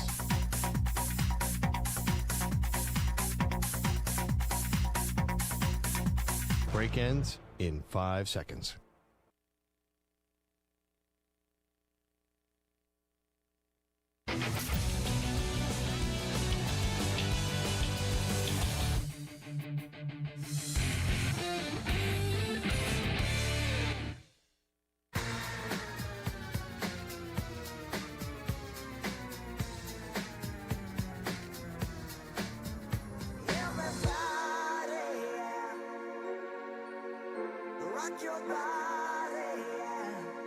Hey, this is Howie. And this is Nick. We're the Backstreet Boys, and you're listening to the Zach Gelb Show. And guess what? Zach is back. All right. He's live. He's nationwide. This is the Zach Gelb Show. Oh, my God, we're back again. This portion of the show is brought to you by Ethos Life, the easy way to get life insurance in 10 minutes. Up to $2 million in coverage, no medical exam, just a few health questions. Get your free quote at checkethos.com. Not available in all states. Nico, let me ask you this question. So Andrew Filipponi, he just tweeted this out. Excellent Steelers insider, Ray Fittipaldo. He says if the Steelers finish with a losing record, he believes there's a blank amount of chance that Mike Tomlin is out at the end of the year. What do you think that percentage of chance is if they finish with a losing record, something that Mike Tomlin has never done in his career? He's never been below 500. I'm going to say 35. Wow. You hit the nail right on the head. It is 35% chance. So the Steelers are 6-6. Do me a favor here. Win or loss, they play the Ravens this Sunday in Baltimore. Loss. Okay. Then they play the Dolphins on Monday night. Win. Then they're at Detroit. Loss. Then they are at Cleveland. Win. And then they play the Ravens to end the season. At home. Mm-hmm. I'll say win. So that's 3 more wins. So that would put them at 9-8. Just squeeze them in above 500. I went into this year saying this about Mike Tomlin. 2 more years, either win a playoff game, which he has not done since the 2016 season, or find a way to get a franchise quarterback, which was not a plan this year. At this rate, I feel like we're just wasting everybody's time. They're not going to be in position to get a franchise quarterback this year. If they get one, it's by luck. And let's be real. Are any of these guys in the draft, are we confident they're going to be a franchise quarterback? And maybe they end up being so. Because how many times do we say someone's going to be a franchise quarterback and then they end up being a bust? But even if the Steelers make the playoffs this year, do you think they're winning a playoff game? I don't. So what are you going to do? You're going to run it back with Aaron Rodgers next year? You know, they went all in this year with older players. And it's just not working. Where maybe they win the division. But that's not even a foregone conclusion that they're going to win the division. So at this rate, do you want to be the Steelers? Or do you want to be the Bengals under Marvin Lewis? I know this didn't work out with Kenny Pickett, so they already tried this, but why can't they find a quarterback in the late teens, early 20s? I mean, the Giants just got Jackson Dart at 25, and we're sitting here talking about... So who's the quarterback this year? Like, Fernando Mendoza right now, probably the first quarterback off the board. If Dante Moore or Ty Simpson fell, all right, sure, maybe it's that guy. But do I think it's going to end up working in like it's a possibility, sure. You know, maybe Simpson goes there, and maybe he falls out of the top 10. And maybe he goes like 18 or 19 or whatever it is. And maybe he is the answer. Maybe it is Dante Moore. But the fact is, it's been 10 years. Talk about 2017 was the last time, January 2017 was the last time they won a playoff game. Like, are you the Steelers or are you the Marvin Lewis Bengals? Because that's basically what the Steelers have become in the last decade. And I know that Mike Tomlin has won a Super Bowl. And I know that Mike Tomlin has never been below 500. But since January of 2017, the Pittsburgh Steelers have become Marvin Lewis's Bengals, where they make the playoffs, they're there, and then guess what happens? Wild card weekend, you go home. That's what they are. And how can anyone say that they aren't? I understand the Steelers aren't cheap. I understand the Steelers aren't, they don't make you return a jock strap like what the Bengals did.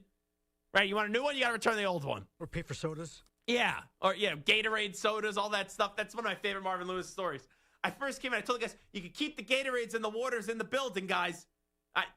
They're free. Don't worry. They're not going anywhere. There could be plenty of them. But that's what the Steelers are right now. Not to that cheap level, but in terms of winning in the postseason, spot the lie. If that's what you need to have it hit home on how far the Steelers have fallen. All righty, fun show today. Big thanks to Willie Colon. Big thanks to Shawn Merriman. Big thanks to Ari Temkin for stopping on by. Big thanks to Samter. Big thanks to Nico. Big thanks to, most importantly, each and every one of you. Also, thank you to ACK as well. We'll be back tomorrow on a Football Friday. We will preview all these conference championship games, get you set for another week of the NFL. Also, recap the game tonight that we do have between the Dallas Cowboys and the Detroit Lions. I'm Zach Gelb. You can follow me on Twitter and Instagram at Zach Gelb, ZACHGELB. If you don't do so right now. And also hit me up on TikTok at The Zach Gelb Show. All righty. Talk tomorrow, everybody. Be out. Bye-bye. Peace.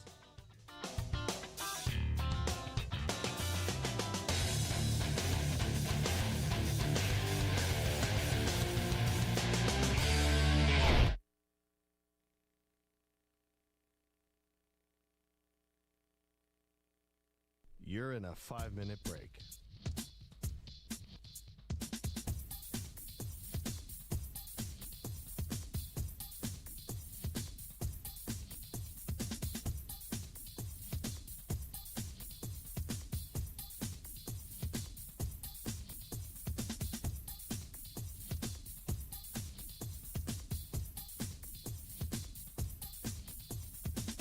Four minutes, 30 seconds remaining.